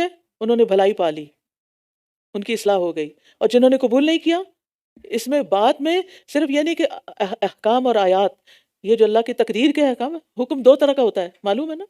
ایک حکم شرعی جو قرآن کے احکامات کی شکل میں دین میں ہے، قرآن و سنت میں، ٹھیک ہے، تو جو قبول کر لیتے ہیں وہ پار ہو جائیں گے، جو نہیں مانتے وہ پیچھے رہ جائیں گے. دوسرا ہے حکم تکوینی، تقدیر کے فیصلے. بعض اوقات ہم شریعت کے فیصلوں پہ تو راضی ہو جاتے ہیں، ٹھیک ہے، جو اللہ نے جو کہا سچ کہا بول دیتے ہیں، لیکن اس کے بعد پھر کیا کرتے ہیں؟ جب کوئی تقدیر کا فیصلہ نافذ ہوتا ہے تو اللہ کا حکم بھی ماننا چھوڑ دیتے ہیں. نہیں، جو اللہ کے فیصلوں کو قبول کر لیں گے ان کے لیے بھلائی ہے. وہ اس آزمائش سے نکل جائیں گے، وہ بلندیوں پہ پھر جا پہنچیں گے، وہ بڑے کام کے بن جائیں گے. اور جو نہیں مانتے وہ پھر اللہ کی ناراضگی مول لیں گے. افمن یعلم انما انزل الیک من ربک الحق کمن هو اعمی انما یتذکر اولو الالباب. کیا پھر وہ شخص جو جانتا ہے کہ جو آپ کی رب کی طرف سے اتارا گیا وہ حق ہے، کیا اس جیسا ہو سکتا ہے جو اندھا ہو؟ بے شک نصیحت تو عقل والے ہی قبول کرتے ہیں. یعنی دونوں میں بڑا فرق ہے، حق قبول کرنے والے میں اور نہ کرنے والے میں. ایسا ہی فرق جیسے دیکھنے والا اور نابینا ہو. کون ہے حق قبول کرنے والے؟ کیا ٹریٹس ہیں ان کے، کیا اخلاق ہے، کیا کردار ہے؟ وہ جو اللہ کے عہد کو پورا کرتے ہیں، اور پختہ عہد و پیمان کو توڑتے نہیں، یعنی وعدہ خلافی نہیں کرتے، اور اللہ نے جن رشتوں کو جوڑنے کا حکم دیا ہے وہ انہیں جوڑ کر رکھتے ہیں، اور اپنے رب کی خشیت اختیار کرتے ہیں اور برے حساب سے ڈرتے ہیں۔ یہاں صلہ رحمی کی بات بھی ہے، جس کا اللہ نے جوڑنے کا حکم دیا اس کو جوڑ کے رکھتے ہیں۔ جو شخص صلہ رحمی اختیار کرتا ہے اس کی موت میں تاخیر کر دی جاتی ہے، اس کے مال میں اضافہ کر دیا جاتا ہے، اس کے گھر والے اس سے محبت کرنے لگتے ہیں۔ نبی صلی اللہ علیہ وسلم نے فرمایا جو شخص صلہ رحمی کے لیے جتنا عطیہ دیتا ہے، جتنے گفٹ دیتا ہے اپنے رشتہ داروں کو، اللہ اس کے مال میں اتنا ہی اضافہ کرتا ہے۔ لیکن ہم عام طور پر کیا کرتے ہیں شیطان کے بہکاوے میں، ان کو نہیں دینا، یہ تو شکریہ تک ادا نہیں کرتے، غریب مسکین بہت ہیں ہم ان کو دے دیں گے، ان کو تو ہمارا دیا کچھ پسند نہیں آتا، بھلے نہ دیں، نہ پسند کریں، کچھ بھی ہو، پھر بھی اول ان سے، ابتدا ان سے، آغاز ان سے۔ اور وہ جنہوں نے اپنے رب کا چہرہ چاہنے کے لیے صبر کیا، والذین صبروا ابتغاء وجہ ربہم واقاموا الصلاۃ، اور نماز قائم کی، وانفقوا مما رزقناہم سرا وعلانیہ، اور جو رزق ہم نے انہیں دیا اس میں سے چھپے اور کھلے خرچ کیا، دونوں طرح، چھپا کے بھی، دکھا کے بھی، دکھاوے کے لیے نہیں، سامنے لوگوں کے، تاکہ اور بھی جو دیکھے اس کو بھی خیال آ جائے، اور برائی کو بھلائی سے دور کرتے ہیں، یہی لوگ ہیں جن کے لیے آخرت کے گھر کا اچھا انجام ہے۔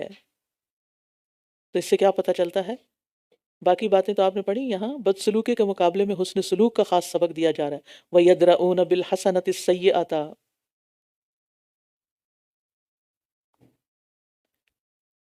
یہ اپنے ساتھ بھی اور دوسروں کے ساتھ بھی۔ خود سے غلطی ہو گئی تو کیا کرنا ہے؟ اس کے بعد نیکی کرنی ہے ضرور، ٹھیک ہے؟ گناہ ہو جائے تو اس کو دھونے کے لیے نیکی کرنی ہے۔ یدرؤون بالحسنۃ السیئۃ، ٹھیک ہے؟ دوسرا، کسی کے ساتھ زیادتی ہو گئی تو اب اس کے ساتھ اچھا سلوک بھی کرنا ہے، اس کی کیئر بھی کرنی ہے، اس کو دینا بھی ہے۔ اب آپ لسٹ بنا لیں جن جن لوگوں کو آپ نے تکلیف دی ہوئی ہے ان کو۔ آپ سوچیں کہ آپ کیسے ہمارے بارے میں بدگمانی کر رہی ہیں، کیونکہ اس سے کوئی بچا ہوا نہیں۔ آپ کو پتہ ہے بعض اوقات ہم جان بوجھ کے نہیں کہتے کچھ، لوگ خواہ میں محسوس کر جاتے ہیں، لیکن جب آپ کو پتہ چلے کہ کوئی محسوس کیا ہوا ہے اور چپ کے روٹھا ہوا ہے، تو آپ اس کے ساتھ ہنس کھیل کے بات کریں اور اس کو کچھ دے دلائیں تاکہ اس کا دل خوش ہو جائے اور اس کی غلط فہمی دور ہو جائے۔ جنات عدن یدخلونہا، یہ نیک لوگ کہاں جائیں گے؟ ہمیشگی کے باغات میں، ہمیشگی کے باغات میں جن میں وہ داخل ہوں گے، اور ان کے آباء و اجداد اور ان کی ازواج اور ان کی اولاد میں سے جو نیک ہوئے وہ بھی سب کٹھے ہو جائیں گے۔ کیا مزے کی جگہ ہوگی، اور فرشتے ہر دروازے سے ان پر داخل ہوں گے۔ سلام علیکم بما صبرتم فنعم عقبی الدار، سلام ہو تم پر اس صبر کے بدلے جو تم نے کیا، تو کتنا اچھا انجام ہے آخرت کے گھر کا۔ اس کے برعکس دوسرا گروہ جنہوں نے بھلائی کی بات قبول نہیں کی، وہ کیسے ہیں؟ والذین ینقضون عہد اللہ من بعد میثاقہ، اور وہ لوگ جو اللہ کے عہد کو مضبوط کرنے کے بعد توڑ ڈالتے ہیں، اور جن رشتوں کو اللہ نے جوڑنے کا حکم دیا ہے انہیں کاٹ ڈالتے ہیں۔ خون کے رشتے، نسب کے رشتے، سسرالی رشتے، دینی رشتے، اور زمین میں فساد کرتے ہیں۔ فساد کب ہوتا ہے؟ جب رشتہ کاٹتے ہیں نا، پھر چپ کے چین سے تھوڑی بیٹھتے ہیں، پھر اس کی برائیاں شروع کر دیتے ہیں، پھر کوئی پوچھے نہ پوچھے پر خود ہی نشر کرنے لگتے ہیں، بس میں نے اس سے اس لیے ملنا جلنا چھوڑا کیونکہ وہ ایسا اور ایسا ایسا کرتی ہے۔ کیا ضرورت ہے؟ کسی نے پوچھا آپ سے؟ آپ کے اپنے اندر چور ہے جس کی وجہ سے پھر آپ اپنی صفائیاں پیش کر رہے ہیں۔ تو اس سے مزید فساد پھیلتا ہے، دوسرے کی شہرت خراب ہوتی ہے اور آپ کی عاقبت خراب ہوتی ہے جب آپ ایسا کرتے ہیں۔ انہی لوگوں کے لیے لعنت ہے، اور انہی کے لیے آخرت میں برا گھر ہے۔ استغفر اللہ۔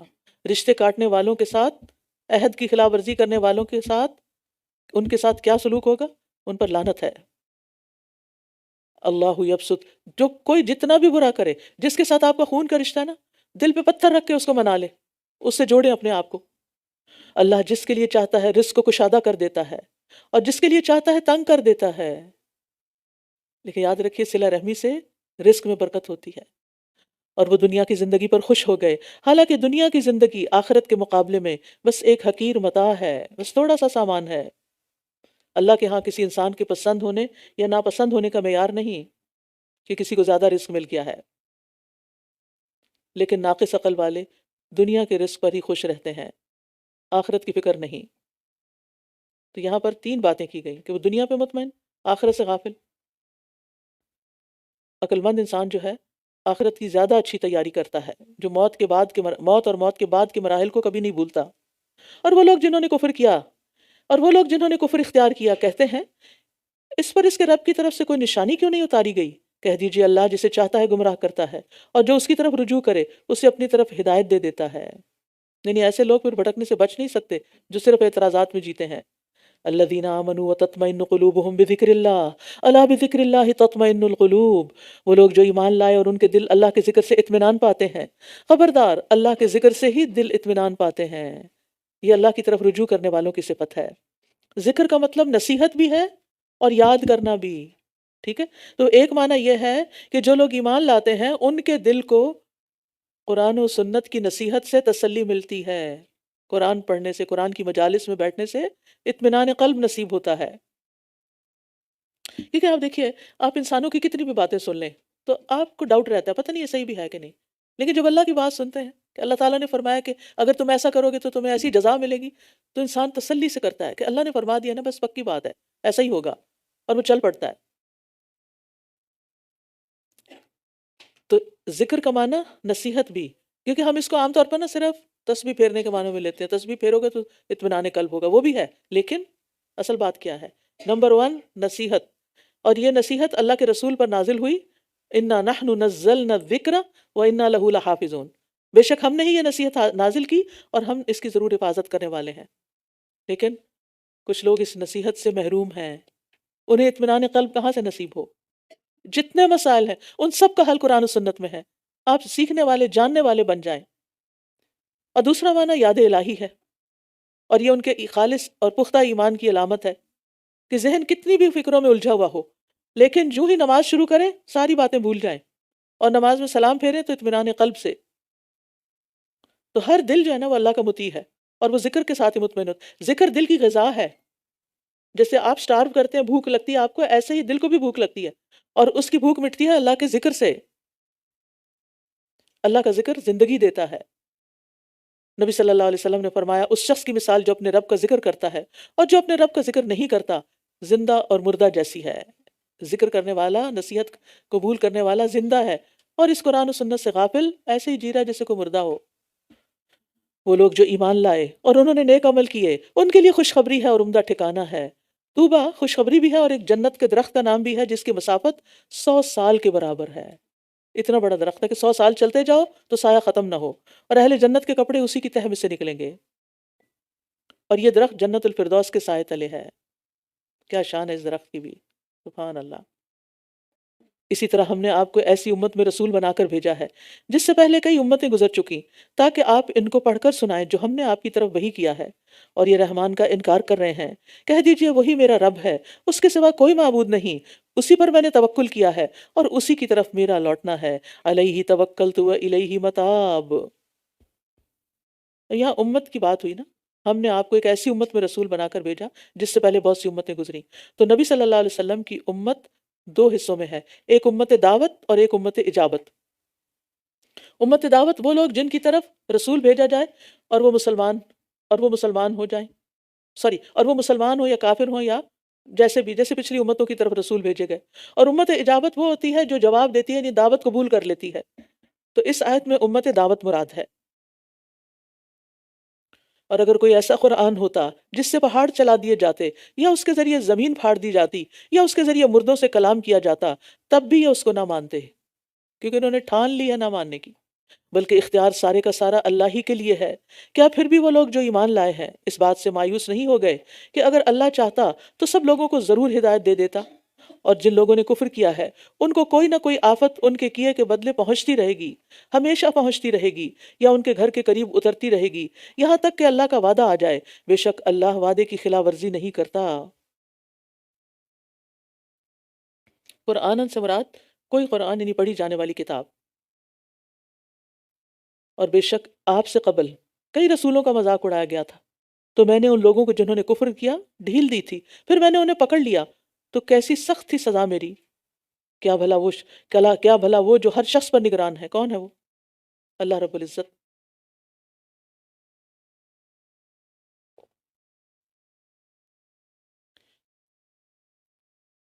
کیا بھلا وہ جو ہر شخص پر نگران ہے جو اس نے کمائی کی، یعنی سب کے کاموں کو دیکھ رہا ہے، اس کے برابر ہو سکتا ہے جو کچھ نہیں جانتا، جو کچھ نہیں کرتا، جو کچھ نہیں جانتا؟ اور پھر بھی انہوں نے اللہ کے لیے کچھ شریک بنا رکھے ہیں۔ کیا بھلا وہ جو ہر شخص پر نگران ہے جو اس نے کمائی کی، اس کے برابر ہو سکتا ہے جو کچھ بھی نہیں جانتا؟ اور پھر بھی انہوں نے اللہ کے لیے کچھ شریک بنا رکھے ہیں، یعنی جو نہیں جانتے ان کو اللہ کے برابر قرار دیا ہوا ہے۔ کہہ دیجئے تم ان کے نام تو لو، یا تم اسے اس چیز کی خبر دے رہے ہو جسے وہ زمین میں نہیں جانتا، یا ظاہر سی بات کرتے ہو، یا ظاہری سی بات کرتے ہو، بلکہ ان لوگوں کے لیے جنہوں نے کفر کیا ان کا فریب خوشنما بنا دیا گیا ہے، اور وہ سیدھے راستے سے روک دیے گئے ہیں، اور جسے اللہ گمراہ کر دے تو اسے کوئی ہدایت دینے والا بھی نہیں۔ ان کے لیے دنیا کی زندگی میں بھی ایک عذاب ہے، اور یقیناً آخرت کا عذاب تو کہیں زیادہ سخت ہے، اور انہیں اللہ سے بچانے والا کوئی نہیں۔ دنیا میں عذاب بعض اوقات آسمانی آفات، بیماریوں، فاقوں، مصیبتوں، اولاد کی نافرمانیوں کی شکل میں آتا ہے، اور آخرت کا تو معلوم ہی ہے۔ پھر فرمایا مثل الجنت التی وعد المتقون، اس جنت کی صفت جس کا وعدہ متقی لوگوں سے کیا گیا ہے یہ ہے کہ اس کے نیچے نہری بہتی ہیں، اس کے پھل دائمی ہیں، اور اس کا سایہ بھی۔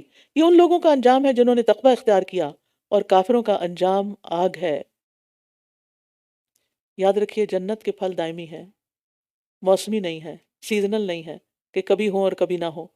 جو پھل ہے ہمیشہ کے لیے ہے، اور کبھی ختم ہی نہیں ہوگا، اور بغیر گٹلی کے اور میٹھے اور نرم پھل ہیں۔ ابن عباس کہتے ہیں کہ جنت کی کھجوروں کے تنے سبز زمرد کے ہیں، اور کھجور کی ٹہنیوں کا ابتدائی حصہ سرخ سونے کا ہے، اور اس کی ٹہنیوں کا چھلکا جنتیوں کا لباس ہوگا۔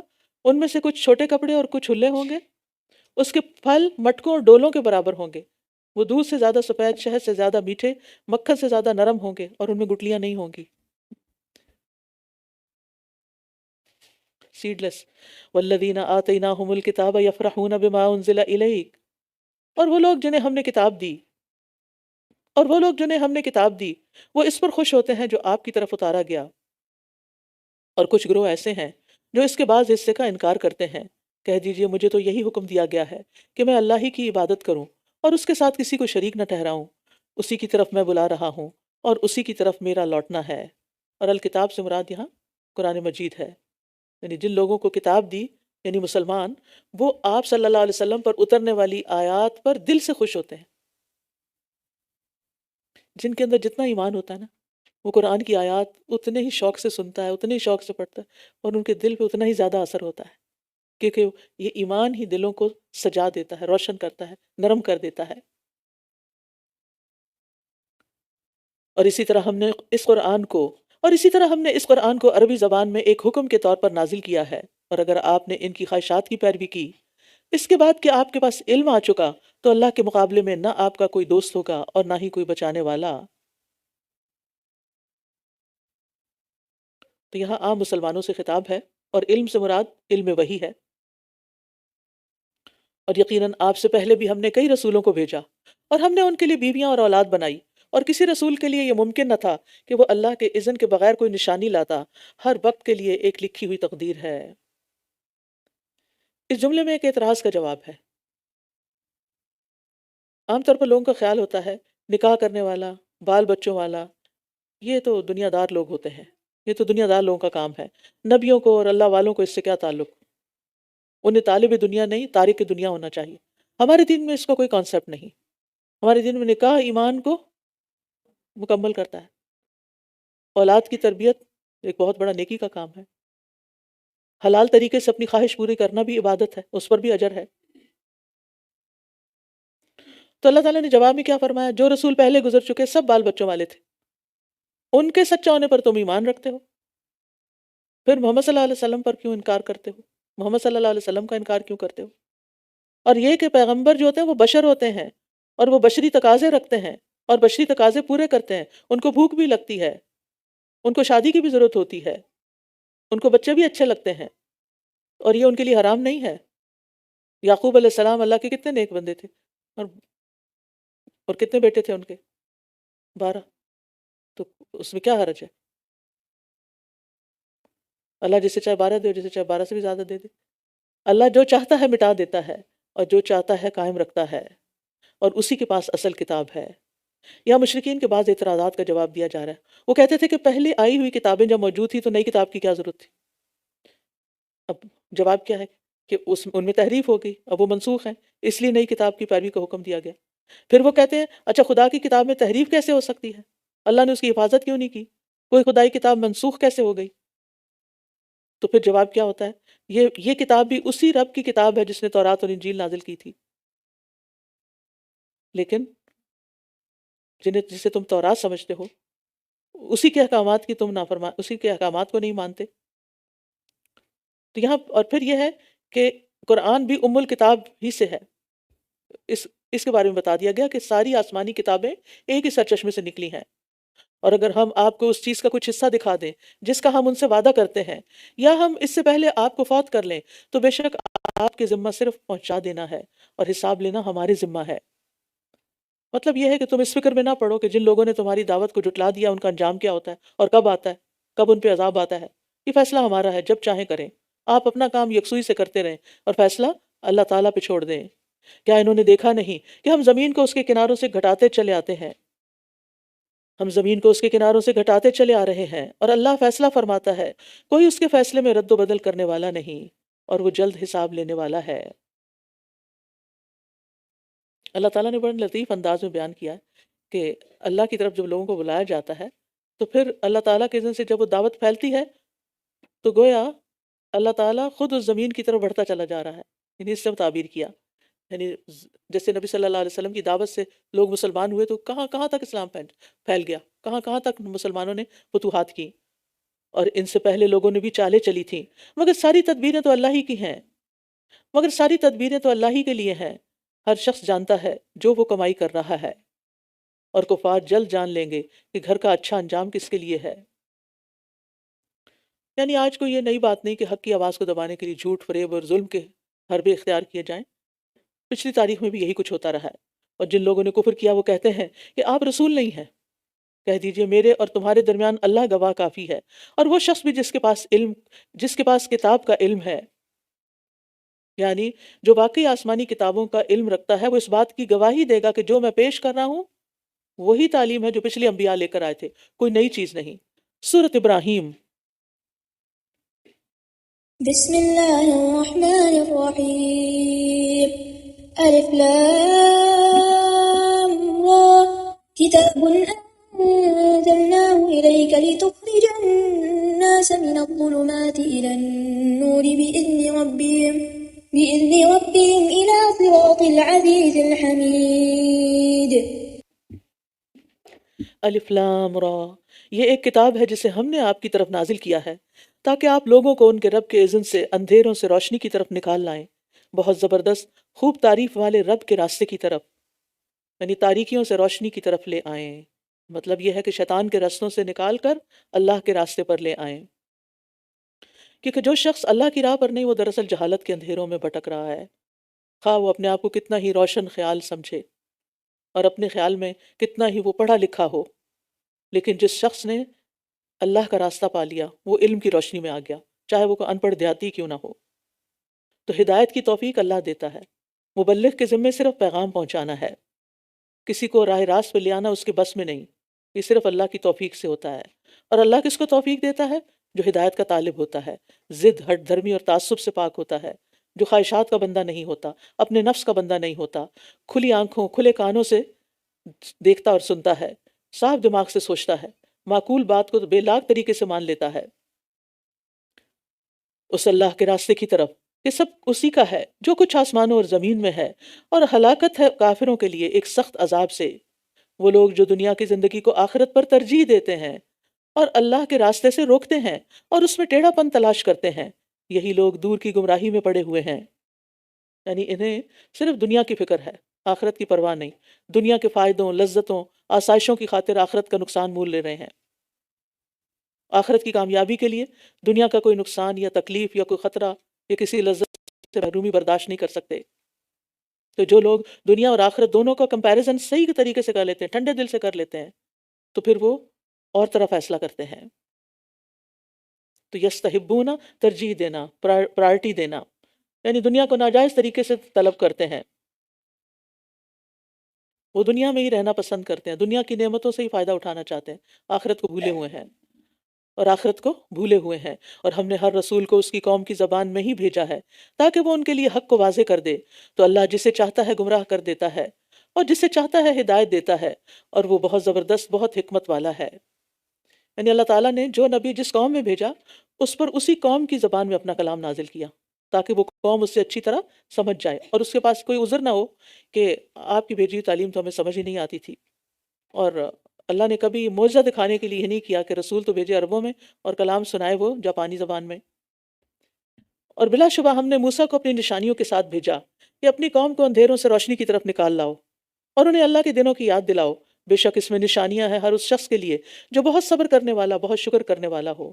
یہاں ایام اللہ کا لفظ استعمال ہو، ایام دنوں کے لیے استعمال ہوتا ہے، اور قرآن مجید میں یہ تاریخی واقعات کے لیے استعمال ہوا ہے، یعنی انسانی تاریخ کے اہم ابواب جس میں اللہ سبحانہ وتعالیٰ نے کچھ قوموں کو، بڑی بڑی شخصیتوں کو ان کے اعمال کے لحاظ سے جزا یا سزا دی۔ تو اب یہ ہے کہ ان ایام سے عبرت حاصل کرنی چاہیے۔ اور جب موسیٰ نے اپنی قوم سے کہا کہ تم اپنے اوپر اللہ کی اس نعمت کو یاد کرو جب اس نے تمہیں آل فرعون سے نجات دی، وہ تمہیں برا عذاب چکھاتے تھے، وہ تمہارے بیٹوں کو ذبح کر ڈالتے اور تمہاری عورتوں کو زندہ چھوڑ دیتے تھے، اور اس میں تمہارے رب کی طرف سے بہت بڑی آزمائش تھی۔ یہاں موسیٰ علیہ السلام چند نعمتیں گنوا رہے ہیں، ایام اللہ گنوا رہے ہیں۔ اور جب تمہارے رب نے آگاہ کر دیا کہ اگر تم واقعی شکر ادا کرو گے تو میں ضرور تمہیں اور زیادہ عطا کروں گا، اور اگر تم نے ناشکری کی تو میرا عذاب یقیناً بہت سخت ہے۔ یعنی اگر تم نے شکر کیا تو میں اپنے فضل سے مزید عطا کروں گا، یعنی نعمتیں بھی اور اطاعت اور بندگی کی توفیق بھی۔ یعنی یہ صرف کھانے پینے کی چیزوں کے لیے نہیں ہے، یہ صرف دنیا کی نعمتوں کے لیے نہیں ہے۔ اگر آپ مثلا علم کی نعمت پر شکر گزار ہوتے ہیں تو آپ کو بدلے میں کیا ملے گا؟ مزید علم۔ اگر آپ کی نماز اچھی سی ہو گئی اور اس پر شکر ادا کرتے ہیں تو آپ کو توفیق ملے گی اس سے بھی اچھی نماز پڑھنے کی، مزید ملے گا نا، لَأَزِيدَنَّكُمْ ہے نا۔ اور اسی طرح اگر آپ اپنی کوئی بھی چیز کسی اور کو دیتے ہیں، شیئر کرتے ہیں، اور پھر شکر ادا کرتے ہیں کہ اللہ آپ نے مجھ سے یہ کام کروا لیا ورنہ میں تو یہ کرنے والی نہیں تھی، تو اس پر اللہ تعالیٰ آپ کے لیے نیکیوں کے اور دروازے کھول دیتا ہے کہ میرا یہ بندہ سچا ہے اس میں کہ واقعی نیکی کر کے خوش ہو رہا ہے، اور یہی نیکی پھر قلب مطمئنہ بن جاتی ہے۔ ابن عباس کہتے ہیں اگر تم نے میری توحید کا اقرار کیا اور میری اطاعت کی تو میں تمہیں اور بھی زیادہ اجر دوں گا۔ تو شکر سے نعمت قید ہو جاتی ہے، اور شکر کرنے سے اگر بیماری پر بھی شکر کیا جائے کہ ہو سکتا ہے اس سے بڑی بیماری آتی، تو پھر اللہ سبحانہ تعالیٰ اس کو پہلے سے اچھا گوشت اور پہلے سے اچھا خون عطا کر دیتے ہیں اور اس کے گناہ بھی معاف کر دیتے ہیں۔ اور موسیٰ نے کہا اگر تم اور وہ لوگ جو زمین میں ہیں سب کے سب ناشکری کریں تو اللہ یقیناً بہت بے نیاز، بہت تعریف والا ہے۔ کیا تمہارے پاس تم سے پہلے لوگوں کی خبریں نہیں پہنچی؟ قوم نوح اور عاد اور سمود کی اور ان کے بعد والوں کی، جنہیں اللہ کے سوا اور کوئی نہیں جانتا۔ ان کے رسول ان کے پاس روشن دلائل لے کر آئے تھے، لیکن انہوں نے اپنے ہاتھ اپنے منہ میں دے لیے اور کہنے لگے بے شک جس کے ساتھ تم بھیجے گئے ہو ہم اس کا انکار کرتے ہیں، اور جس چیز کی طرف تم ہمیں بلا رہے ہو اس کے بارے میں ہم بے چین کرنے والے شک میں ہیں۔ ان کے رسولوں نے کہا کیا اللہ کے بارے میں کوئی شک ہے جو آسمانوں اور زمین کا پیدا کرنے والا ہے؟ وہ تمہیں بلا رہا ہے تاکہ تمہارے گناہوں کو معاف کر دے اور تمہیں ایک مقرر مدت تک مہلت دے۔ انہوں نے کہا کہ تم تو ہمارے ہی جیسے ایک انسان ہو، تم چاہتے ہو کہ ہمیں ان کی عبادت سے روک دو جن کی عبادت ہمارے باپ دادا کیا کرتے تھے؟ اگر ایسا ہی ہے تو ہمارے پاس کوئی واضح دلیل لاؤ۔ تو یہاں رسولوں نے کوئی منطقی اور فلسفی بحث نہیں چھیڑی بلکہ فطرت کو جھنجھوڑا، کیونکہ ہر شخص یہ سمجھتا ہے کہ چھوٹی سے چھوٹی چیز، حتیٰ کہ چھوٹی سی سوئی یا کوئی کھلونا بھی بنانے وغیرہ کے بغیر نہیں بنتا۔ تو اس لیے انہوں نے کیا کہا، اَفِی اللَّہِ شَکٌّ فَاطِرِ السَّمَاوَاتِ وَالْأَرْضِ، اللہ کے بارے میں شک کرتے کہ ہے کہ نہیں، یا اس نے کچھ کیا کہ نہیں، یا وہ اس نے رسول بھیجا کہ نہیں، وہ تو آسمان اور زمین کا بنانے والا ہے، یہ اس کے بغیر تو نہیں بن گئے۔ جس نے یہ سب کچھ بنایا اسی نے رسول بھیجا تاکہ لوگ اس کے بتائے ہوئے طریقوں کے مطابق اس دنیا کو استعمال کریں۔ ان کے رسولوں نے ان سے کہا واقعی ہم تم ہی جیسے انسان ہی ہیں۔ ان کے رسولوں نے کہا واقعی ہم تم جیسے انسان ہی ہیں، لیکن اللہ اپنے بندوں میں سے جس پر چاہتا ہے احسان فرماتا ہے، اور ہمارے لیے ممکن نہیں کہ ہم اللہ کے اذن کے بغیر تمہارے پاس کوئی دلیل لا سکیں، اور مومنوں کو صرف اللہ ہی پر توکل کرنا چاہیے۔ اور آخر ہمیں کیا ہے کہ ہم اللہ پر توکل نہ کریں جبکہ اسی نے ہمارے راستوں کی طرف ہماری رہنمائی فرما دی، اور جو اذیت تم ہمیں پہنچا رہے ہو اس پر ہم ضرور صبر ہی کریں گے، اور توکل کرنے والوں کو صرف اللہ ہی پر توکل کرنا چاہیے۔ اور جن لوگوں نے کفر کیا تھا اپنے رسولوں سے کہنے لگے ہم ضرور تمہیں اپنی زمین سے باہر نکال دیں گے۔ سوری، ہم ضرور تمہیں اپنی زمین سے نکال باہر کریں گے، یا تمہیں ہر صورت ہماری ملت میں لوٹ کر آنا ہوگا۔ تو ان کے رب نے ان کی طرف وحی کی، ہم ضرور ان ظالموں کو ہلاک کر دیں گے، اور ان کے بعد ہم تمہیں اس زمین میں ضرور آباد کریں گے۔ یہ وعدہ ہر اس شخص کے لیے ہے جو میرے حضور کھڑا ہونے سے ڈرتا ہو اور میری وعید سے خوف کھاتا ہو۔ اللہ کے غضب اور اس کی وعید سے ڈرنا ایمان کی علامت ہوتی ہے۔ وَاسْتَفْتَحُوا وَخَابَ كُلُّ جَبَّارٍ عَنِيدٍ، اور انہوں نے فیصلہ چاہا اور ہر سرکش اناد رکھنے والا نامراد ہو گیا۔ اس کے پیچھے جہنم ہے اور اسے پیپ والا پانی پلایا جائے گا۔ جہنم خاص طور پر متکبرین کے لیے تیار کی گئی ہے، اس لیے انسان کو تکبر سے اپنے آپ کو خالی کرنا ہے۔ وَخَابَ كُلُّ جَبَّارٍ عَنِيدٍ، اس کے پیچھے جہنم ہے اور اسے پیپ والا پانی پلایا جائے گا، یعنی جو جہنمیوں کے زخموں کا دھون ہوگا، پیپ ہوگی، وہ اسے گھونٹ گھونٹ کر کے پیے گا اور اسے حلق سے اتار نہ سکے گا، اور ہر جگہ سے اس پر موت آ رہی ہوگی مگر وہ مر نہ سکے گا، اور اس کے پیچھے ایک اور سخت عذاب ہوگا۔ یہ دین کے بڑے دشمنوں کا انجام بتایا جا رہا ہے۔ ان لوگوں کی مثال جنہوں نے اپنے رب سے کفر کیا، ان کے اعمال اس راکھ کی مانند ہے جس پر آندھی والے دن بہت تیز ہوا چلی۔ جو کمائی انہوں نے کی اس میں سے وہ کسی چیز پر بھی قادر نہ ہوں گے، یہی دور کی گمراہی ہے۔ یعنی کفار کی نیکیاں آخرت میں کام نہیں آئیں گی۔ مثلاً اگر وہ کمزوروں کی مدد کرتے ہیں، صدقہ کرتے ہیں، بڑی بڑی ایجادات کر کے دنیا کو فائدہ پہنچاتے ہیں، لیکن آخرت میں اس کا کوئی اجر نہیں ہوگا کیونکہ ایمان نہیں تھا۔ کیا آپ نے دیکھا نہیں کہ بے شک اللہ نے آسمانوں اور زمین کو حق کے ساتھ پیدا کیا، یعنی ایک مقصد کے ساتھ پیدا کیا؟ اگر وہ چاہے تو تم سب کو لے جائے اور ایک نئی مخلوق لے آئے، اور یہ اللہ پر کچھ بھی مشکل نہیں۔ اور روز قیامت جب وہ سب اللہ کے سامنے کھڑے ہوں گے تو کمزور لوگ تکبر کرنے والوں سے کہیں گے کہ ہم تو تمہارے تابع دار تھے، تو کیا تم ہمیں اللہ کے عذاب سے کچھ بھی بچا سکتے ہو؟ وہ کہیں گے اگر اللہ نے ہمیں توفیق دی، اگر اللہ نے ہمیں ہدایت دی ہوتی تو ہم ضرور تمہاری رہنمائی کرتے۔ ہم پر برابر ہے، خواہ ہم جزا فضا کریں یا ہم صبر کریں، ہمارے لیے اب کوئی پناہ گاہ نہیں۔ اور جب تمام معاملات کا فیصلہ کر دیا جائے گا تو شیطان کہے گا کہ بے شک اللہ نے تم سے سچا وعدہ کیا تھا، اور جو وعدہ میں نے تم سے کیا تو میں نے تم سے وعدہ خلافی کی، اور میرا تم پر کوئی زور نہ تھا، مگر یہ کہ میں نے تمہیں دعوت دی تو تم نے میری دعوت قبول کر لی۔ بس تم مجھے ملامت نہ کرو بلکہ اپنے آپ ہی کو ملامت کرو، نہ میں تمہارا فریاد رسوں اور نہ ہی تم میری فریاد رسی کرنے والے ہو۔ میں اس کا انکار کرتا ہوں جو تم مجھے اس سے پہلے اللہ کا شریک ٹھہراتے تھے، یقیناً ظالم لوگوں کے لیے دردناک عذاب ہے۔ اب یہاں پر آپ دیکھیں کہ شیطان قیامت کے دن کیسی بے وفائی کرے گا۔ وہ 6 باتیں کہہ کے ان سے بری ہو گیا کہ میرا وعدہ جھوٹا تھا، میرا تم پہ کوئی غلبہ نہ تھا، تم نے دلیل سے خالی دعوت قبول کر لی، مجھے ملامت کی بجائے اپنے آپ کو ملامت کرو، غلطی تمہاری ہے، میں تمہاری کوئی مدد نہیں کر سکتا، تم نے مجھے جو شریک بنایا ہے میں اسے نہیں مانتا۔ اور یہ کہ ظالموں کے لیے عذاب علیم ہے، اور یہ جملہ اللہ تعالیٰ کا فرمان بھی ہو سکتا ہے۔ اور جو لوگ ایمان لائے اور انہوں نے نیک اعمال کیے، وہ ایسے باغوں میں داخل کیے جائیں گے جن کے نیچے نہریں بہہ رہی ہوں گی، وہ اپنے رب کے اذن سے ان باغوں میں ہمیشہ رہنے والے ہیں، ان کی دعائے ملاقات ان میں سلام ہوگی۔ آپس میں بھی خوب سلام کریں گے، اور فرشتے بھی ان کو سلام کریں گے، اور رب کی طرف سے بھی ان کو سلام آئے گا۔ دنیا میں ہمیں عادت ہے سلام کرنے کی، اپنے بچوں کو سکھایا ہم نے سلام۔ اس ماحول میں تو انہیں سلام سکھانا ہی انتہائی مشکل ہے، کیونکہ سارا دن تو بیچارے ہائے ہائے کرتے رہتے ہیں، پھر آپ کے پاس آ کے کیسے وہ اپنی زبان پلٹیں؟ تو بچپن میں ہی اتنا پکا کرا دیں کہ پھر نہ کبھی بھولیں، کیونکہ یہ جنت والوں کی علامت ہے۔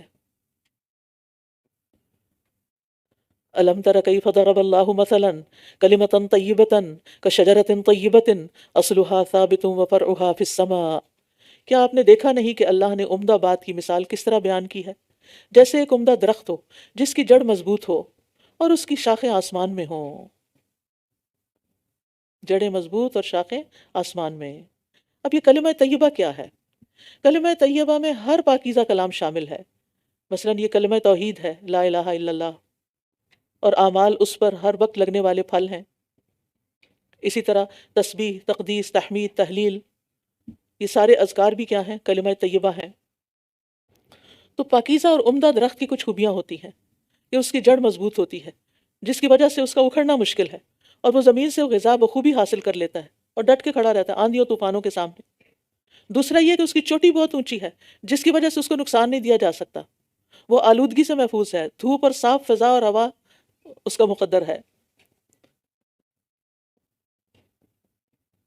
آپ کو معلوم ہے کہ ریسرچز یہ شو کرتی ہیں کہ جو درخت ہوتے ہیں وہ اپنی غذا کا صرف 5% زمین سے لیتے ہیں اور باقی سارا فضا سے لیتے ہیں، فضا سے ان کو غذا مل رہی ہوتی ہے۔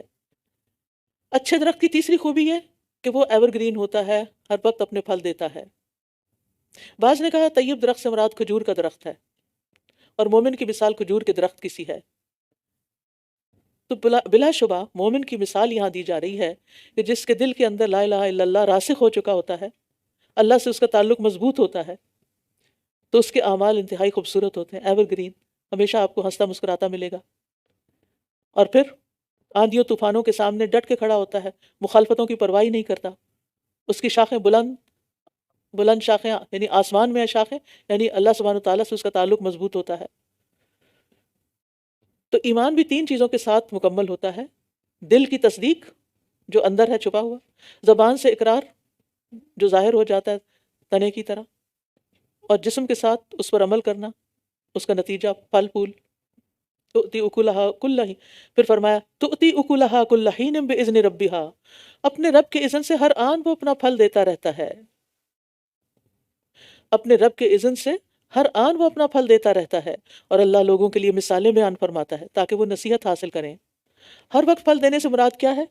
یعنی ہر وقت کوئی نہ کوئی خیر کی بات، خیر کا کام، یعنی اس کی ذات سے ہمیشہ آپ کو فائدہ ہی ملے گا۔ جیسے اچھا درخت پھل کی صورت میں، آکسیجن کی صورت میں، سائے کی صورت میں، خوشبو کی صورت میں، اچھی لکڑی یا ایندھن کی صورت میں، پتوں، ٹہنیوں، گوند، جو کچھ اس سے نکلتا ہے، اس سے دوائیں بھی بنتی ہیں، غذائیں بھی بنتی ہیں، اور اگر کچھ بھی نہ نکلے اس سے تو اس کا وجود فضا کو ہی صاف کرتا رہتا ہے، ہمیں آکسیجن ہی فراہم کرتا رہتا ہے۔ تو اللہ سبحانہ تعالیٰ نے اس مثال میں ایک اچھے انسان کی خوبیاں بتائی ہیں۔ بیسیکلی ہمیں دیکھنا ہے کہ کیا ہمارے اندر یہ سب کچھ ہے، ہماری ایمان کی جڑیں مضبوط ہیں، کیا ہم زبان سے بھی اللہ تعالیٰ کی تسبیح کرتے ہیں، اور کیا ہمارے اعمال بھی اچھے ہیں اور ہمیشہ اچھے رہتے ہیں۔ توتی اکلہا کل حین، جب آپ اس سے معاملہ کریں خیری کا معاملہ ہو، اچھے اخلاقی کا معاملہ ہو، بھلائی کا ہو۔ کتنے اچھے ہوتے ہیں ایسے لوگ جن سے آپ کو صرف خیر کی توقع ہوتی ہے کہ میں اس کو کچھ بھی کہہ دوں گی، اس سے مجھے شر کی توقع نہیں، یہ میرا برا نہیں چاہے گا۔ ایسے لوگ کتنے ہیں، اور اگر ہیں تو کیا ہم ان میں سے ہیں؟ ہمیں سوچنے کی ضرورت ہے۔ اور بری بات کی مثال خراب درخت کی طرح ہے جسے زمین کے اوپر سے ہی اکھاڑ دیا گیا ہو، اس کے لیے کوئی ثبات ہی نہیں، یعنی کلمہ خبیث، شرک اور کفر کی بات بیکار پودے کی طرح ہے جسے اکھاڑ پھینکا گیا، یعنی اس کی کوئی مضبوط بنیادیں نہیں ہوتی، معمولی سا ہوا کا جھونکا ہی اس کو اکھیڑ پھینکتے ہیں۔ اسی طرح کلمہ کفر دنیا یا آخرت میں ہر طرح بیکار ہے، کسی کام نہیں آئے گا۔ یثبت اللہ الذین آمنوا بالقول الثابت فی الحیاۃ الدنیا وفی الآخرہ، اللہ ایمان لانے والوں کو پختہ بات کے ساتھ دنیا کی زندگی میں بھی ثابت قدم رکھتا ہے اور آخرت میں بھی، اور ظالموں کو تو اللہ بھٹکا دیتا ہے، اور اللہ ظالموں کو بھٹکا دیتا ہے، اور اللہ جو چاہتا ہے کرتا ہے۔ قول ثابت کیا ہے؟ کلمہ شہادت، عقیدہ توحید۔ ایمان والوں کو دنیا میں سخت سے سخت آزمائشوں اور سزاؤں میں بھی اسلام پر قائم رکھتا ہے۔ اصحاب الاخدود کو دیکھ لیجئے، انبیاء اور شہداء کو دیکھ لیجئے جو اللہ کی راہ میں مارے گئے لیکن انہوں نے اسلام کا دامن نہیں چھوڑا۔ ابراہیم علیہ السلام کو دیکھ لیجئے، آگ میں پھینکے گئے لیکن توحید سے باز نہیں آئے۔ صحابہ کرام کو دیکھ لیجئے، خود ہمارے نبی صلی اللہ علیہ وسلم کو دیکھ لیجئے، حضرت بلال، عمار، یاسر، خباب، سمیہ اور خبیب کو دیکھ لیجئے، کتنی تکلیفیں ان پر آئیں لیکن وہ اپنی جگہ سے ہلے نہیں۔ یثبت اللہ الذین آمنوا بالقول الثابت فی الحیاۃ الدنیا۔ تو اللہ سبحانہ تعالیٰ اس کلمے کی بدولت استقامت عطا کرتا ہے، تو اللہ تعالیٰ ہی کلمہ شہادت پر ثابت رکھتا ہے، ٹھیک ہے؟ دنیا میں بھی استقامت اسی کی وجہ سے دین پر ہوتی ہے۔ اللہ پر ایمان نہ ہو، اللہ سے مضبوط تعلق نہ ہو تو دین پہ قائم نہیں رہا جا سکتا۔ اور آخرت میں جو قبر کے سوال ہوں گے جواب دینے آسان ہوں گے ان کے، نبی صلی اللہ علیہ وسلم نے فرمایا مومن جب اپنی قبر میں بٹھایا جاتا ہے تو اس کے پاس فرشتے آتے ہیں، پھر وہ شہادت دیتا ہے کہ اللہ کے سوا کوئی معبود نہیں، بے شک محمد صلی اللہ علیہ وسلم اللہ کے رسول ہیں، تو یہ اللہ کے اسی فرمان کی تعبیر ہے، یثبت اللہ الذین آمنوا بالقول الثابت فی الحیات الدنیا وفی الآخرہ وفی الآخرہ۔ پھر فرمایا کیا آپ نے ان لوگوں کی طرف نہیں دیکھا جنہوں نے اللہ کی نعمت کو ناشکری سے بدل ڈالا اور اپنی قوم کو ہلاکت کے گھر میں لا اتارا؟ کیا ہے وہ ہلاکت کا گھر؟ جہنم، جس میں وہ جلیں گے اور وہ بہت برا ٹھکانہ ہے۔ اور انہوں نے اللہ کے کچھ شریک بنا رکھے ہیں تاکہ وہ لوگوں کو اس کے راستے سے بھٹکا دیں۔ کہہ دیجئے تم فائدے اٹھا لو، پھر تمہاری واپسی یقیناً آگ کی طرف ہی ہے۔ قل لعبادی الذین آمنوا یقیموا الصلاۃ وینفقوا مما رزقناہم سرا وعلانیہ من قبل ان یأتی یوم لا بیع فیہ ولا خلال۔ میرے ان بندوں سے جو ایمان لائے ہیں کہہ دیجئے کہ وہ نماز قائم کریں اور جو رزق ہم نے انہیں دیا ہے اس میں سے کھلے اور چھپے خرچ کریں، اس سے پہلے کہ وہ دن آ جائے جس میں نہ کوئی خرید و فروخت ہوگی اور نہ کوئی دوستی کام آئے گی۔ یہاں ایمان والوں کو اللہ نے اپنا بندہ کہا ہے، کتنے آنر کی بات ہے۔ عبادی، ایک اور جگہ عباد الرحمن کہا، یعنی جن کے اندر یہ وصف ہیں ان کو بتا دیجئے کہ اب وہ کیا کریں۔ جب وہ اللہ والے بن ہی گئے تو پھر اللہ کے حکم پر چلیں۔ سب سے پہلے تو اپنی نماز صحیح کریں اور نماز پر جم جائیں، کیونکہ ایک حدیث میں آتا ہے کہ ایک بندہ 60 سال تک نماز پڑھتا رہتا ہے اور اس کی ایک نماز بھی قبول نہیں ہوتی، کیونکہ طریقہ ٹھیک نہیں ہوتا۔ بعض اوقات جو پڑھ رہے ہیں اس کا پروننسیشن ٹھیک نہیں ہوتا۔ تو پہلی فرصت میں نماز ٹھیک کیجئے۔ دوسری چیز، اللہ کے دیے میں سے اللہ کے بندوں کو دیجئے، اللہ کے دیے مما رزقناہم کی بات کیوں آتی ہے؟ یہ تمہارا اپنا نہیں ہے مال، ہم نے دیا ہے تمہیں، کیا ہمارے نام پہ لوٹاؤ گے نہیں؟ اللہ کے بندوں پہ خرچ نہیں کرو گے؟ اور صرف مال نہیں، وقت بھی دو ان کو، اپنی صلاحیتوں بھی ان کو دو۔ اللہ وہ ہے جس نے آسمانوں اور زمین کو پیدا کیا اور آسمان سے پانی برسایا، پھر اس کے ذریعے تمہارے لیے پھلوں میں سے رزق نکالا اور کشتیوں کو تمہارے لیے مسخر کیا تاکہ وہ اس کے حکم سے سمندر میں چلیں، اور اسی نے تمہارے لیے دریاؤں کو مسخر کیا، اور اس نے لگاتار چلنے والے سورج اور چاند کو تمہارے لیے مسخر کیا اور تمہارے لیے رات اور دن کو مسخر کیا۔ کبھی سوچا آپ نے کہ سورج اور چاند نے کبھی سانس لیا ہی نہیں، جب سے بنے ہیں چل ہی رہے ہیں، چل ہی رہے ہیں، چل ہی رہے۔ یہ وہ مشینیں جو کبھی خراب ہی نہیں ہوئی، کبھی وقفہ ہی نہیں آیا، کبھی پرانی ہی نہیں ہوئی۔ کون ہے جو ان کو چلا رہا ہے؟ کون ہے جس نے ایسی چیز بنا دی؟ اور اس نے تمہیں ہر وہ چیز دی جو تم نے اس سے مانگی، اور اگر تم اللہ کی نعمتوں کو گننے لگو تو انہیں گن نہ سکو گے، تمہاری گنتیاں ختم ہو جائیں گی، اللہ کی نعمتیں ختم نہیں ہوں گی۔ بے شک انسان بڑا ہی ظالم، بے حد ناشکرا ہے۔ اور جب ابراہیم نے کہا اے میرے رب، اس شہر مکہ کو امن والا بنا دے اور مجھے اور میری اولاد کو اس سے بچا کہ ہم بتوں کی عبادت کریں۔ اے میرے رب، ان بتوں نے لوگوں کی کثیر تعداد کو گمراہ کر دیا ہے، تو جو کوئی میری پیروی کرے تو یقیناً وہ مجھ سے ہے، اور جو میری نافرمانی کرے تو بے شک تو بہت بخشنے والا، نہایت رحم کرنے والا ہے۔ اب دیکھیں ابراہیم علیہ السلام نے سب کچھ کرنے کے بعد کیا دعا مانگی؟ مجھے اور میری اولاد کو بتوں کی عبادت سے بچانا۔ اپنے بارے میں فکر ہے، اور ہم تو بڑے مطمئن رہتے ہیں کہ ہم سے تو کوئی غلطی نہیں ہوگی۔ اے ہمارے رب، میں نے اپنی کچھ اولاد کو تیرے محترم گھر کے پاس چٹیل وادی میں لا بسایا ہے، اے ہمارے رب، تاکہ یہ نماز قائم کریں، بس تو لوگوں کے دلوں کو ان کی طرف مائل کر دے اور انہیں پھلوں سے رزق عطا فرما تاکہ یہ شکر بجا لائیں۔ کن باتوں کی فکر تھی انہیں اپنی اولاد کے لیے؟ تاکہ نماز قائم کریں۔ آپ کہہ سکتے ہیں کہ اللہ، ہم اپنے بچوں کو کینیڈا اس لیے لائے ہیں تاکہ وہ نماز قائم کریں، مسجدوں سے جڑ جائیں۔ ہم تو دنیا کے لیے آئے، لہٰذا وہ دنیا کے بن چکے ہیں اور آپ کی مرادیں پوری ہو گئی۔ انہوں نے صرف دین نہیں مانگا، انہوں نے دنیا بھی مانگی۔ انہیں پھلوں سے رزق عطا فرما، کیونکہ پھلوں کا رزق جو ہے وہ سب سے عمدہ رزق ہے۔ اللہ تعالیٰ دین کے ساتھ دنیا کو منع نہیں کرتا، لیکن دین چھوڑ کے دین کی قیمت پر صرف دنیا حاصل کرنا یہ نقصان دہ ہے۔ اے ہمارے رب، بے شک تو جانتا ہے جو کچھ ہم چھپاتے ہیں اور جو کچھ ہم ظاہر کرتے ہیں، اور کوئی چیز اللہ سے چھپی ہوئی نہیں ہے، نہ زمین میں نہ آسمان میں۔ یعنی یا اللہ، ہماری دلی خواہشات کو بھی تو جانتا ہے، جو ہم زبان سے مانگ رہے ہیں وہ بھی جانتا ہے۔ اور یہ مانگنے کا بڑا ہی بہترین طریقہ ہے کہ صرف تعریف کی جائے۔ اس جملے میں صرف تعریف ہے اللہ کی۔ آپ کو معلوم ہے کہ حج کے دن کون سی دعا مانگتے ہیں وقوف عرفات میں؟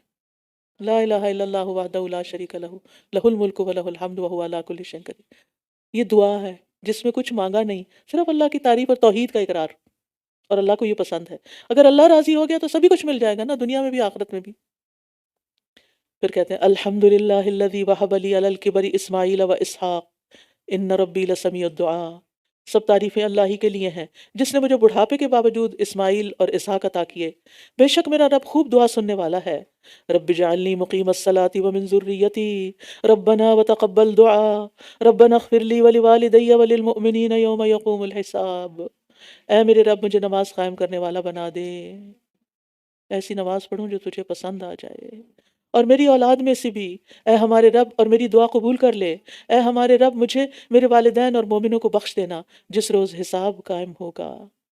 اور جو کچھ ظالم لوگ کر رہے ہیں آپ اللہ کو ہرگز اس سے غافل نہ سمجھیں، یعنی دنیا میں جو ظلم و ستم ہو رہے ہیں آج بھی اور اس سے پہلے بھی، تو اکثر لوگوں کا یہ خیال ہوتا ہے نا کہ پھر اللہ تعالیٰ کچھ کرتا کیوں نہیں، ان ظالموں کو پکڑتا کیوں نہیں، کیا ہے اللہ کہیں؟ نعوذ باللہ اس قسم کے کوشچن کر دیتے ہیں۔ تو بات یہ ہے کہ اللہ کو سب پتہ ہے جو کچھ ہو رہا ہے، اللہ اس سے غافل نہیں۔ یہ جو ہم تسبیح کرتے ہیں اس کا کیا مطلب ہے؟ کہ اللہ ہر نقص سے پاک ہے۔ یہ نہیں کہ ہم ایک طرف کہیں سبحان اللہ سبحان اللہ سبحان اللہ، اور پھر کہیں یا دل میں سوچتے رہیں کہ اللہ تعالیٰ ایسا کیوں نہیں کرتا اور ویسا کیوں نہیں کرتا۔ اللہ جو کرتا ہے اس میں کوئی حکمت ہوتی ہے، اس کے پیچھے کوئی بہت بڑی بھلائی ہوتی ہے۔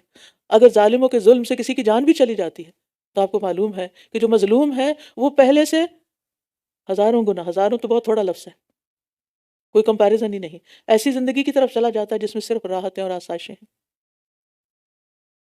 ان کا کوئی نقصان نہیں ہو رہا۔ لیکن ظالم اپنا سب کچھ داؤ پہ لگا رہے ہیں۔ اور اللہ تعالیٰ کا ایک قانون ہے، اللہ ظالموں کو مہلت دیتا ہے تاکہ پھر ایک ہی دفعہ پکڑے ان کو۔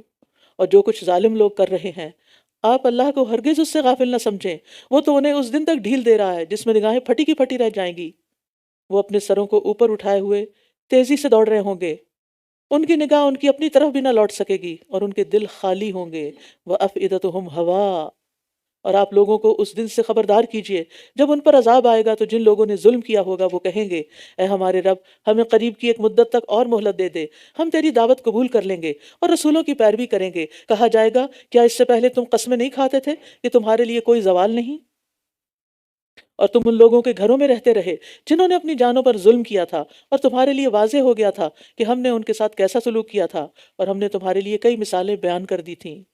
اور بے شک انہوں نے اپنی چال چلی اور ان کی چال کا توڑ اللہ کے پاس تھا، اور ان کی چال ایسی تھی کہ جس سے پہاڑ بھی ٹل جاتے، اور ان کی چال ایسی تھی کہ جس سے پہاڑ بھی ٹل جاتے۔ اور آپ ہرگز خیال نہ کریں کہ اللہ اپنے رسولوں سے اپنے وعدے کے خلاف کرنے والا ہے، بے شک اللہ بہت زبردست انتقام لینے والا ہے۔ یعنی اللہ نے رسولوں کی مدد کا جو وعدہ کیا ہے وہ پورا ہو کر رہے گا۔ جس دن یہ زمین ایک دوسری زمین سے بدل دی جائے گی اور سب آسمان بھی، اور وہ سب اللہ کے سامنے حاضر ہوں گے جو اکیلا ہے، پوری طرح غالب ہے۔ اور اس دن آپ مجرموں کو دیکھیں گے کہ وہ بیڑیوں میں ایک دوسرے کے ساتھ جکڑے ہوئے ہیں، مقرنین فی الاسفاد،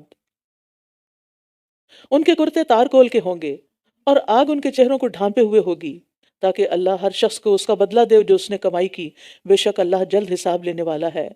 ھذا بلاغ للناس، یہ ایک پیغام ہے تمام لوگوں کے لیے، وَلِيُنذَرُوا بِهِ، اور تاکہ وہ اس کے ذریعے خبردار کیے جائیں، انہیں بتایا جائے کہ آگے کیا ہونے والا ہے، وَلِيَعْلَمُوا، اور تاکہ وہ جان لیں کس بات کو، انما ہوا الہ واحد، کہ بس وہ ہی اکیلا معبود ہے، اللہ ایک ہے، وَلِيَذَّكَّرَ أُولُو الْأَلْبَابِ، اور تاکہ عقل والے نصیحت حاصل کریں۔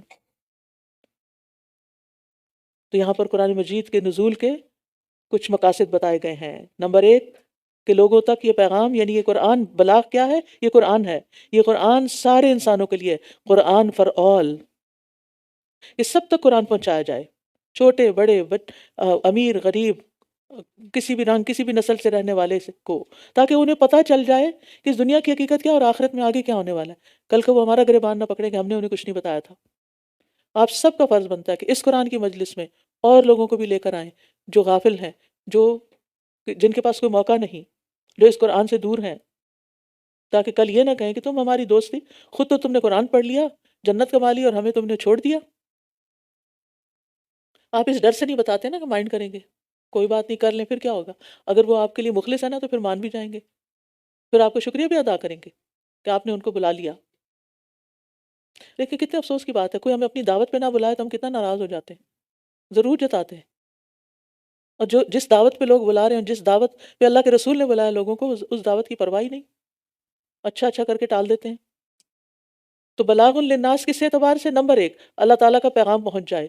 نمبر 2، اس کے ذریعے سے وہ آگاہ ہو جائیں اور ڈر جائیں۔ نمبر 3، لوگوں کو علم ہو جائے کہ عبادت صرف ایک اللہ ہی کی کرنی ہے۔ نمبر 4، عقلوں والے اس سے نصیحت حاصل کریں۔ تو اس سے پتہ چلتا ہے کہ جس کے پاس عقل نہیں وہ کبھی بھی نصیحت نہیں حاصل کرتا، اور جو نصیحت نہیں پکڑتے وہ عقل والے ہی نہیں۔ اللہ تعالیٰ ہمیں عقل والوں میں شامل کر دے۔ وآخر دعوانا ان الحمد للہ رب العالمین۔ سبحانک اللہم وبحمدک، اشہد ان لا الہ الا انت، استغفرک واتوب الیک۔ السلام علیکم ورحمۃ اللہ وبرکاتہ۔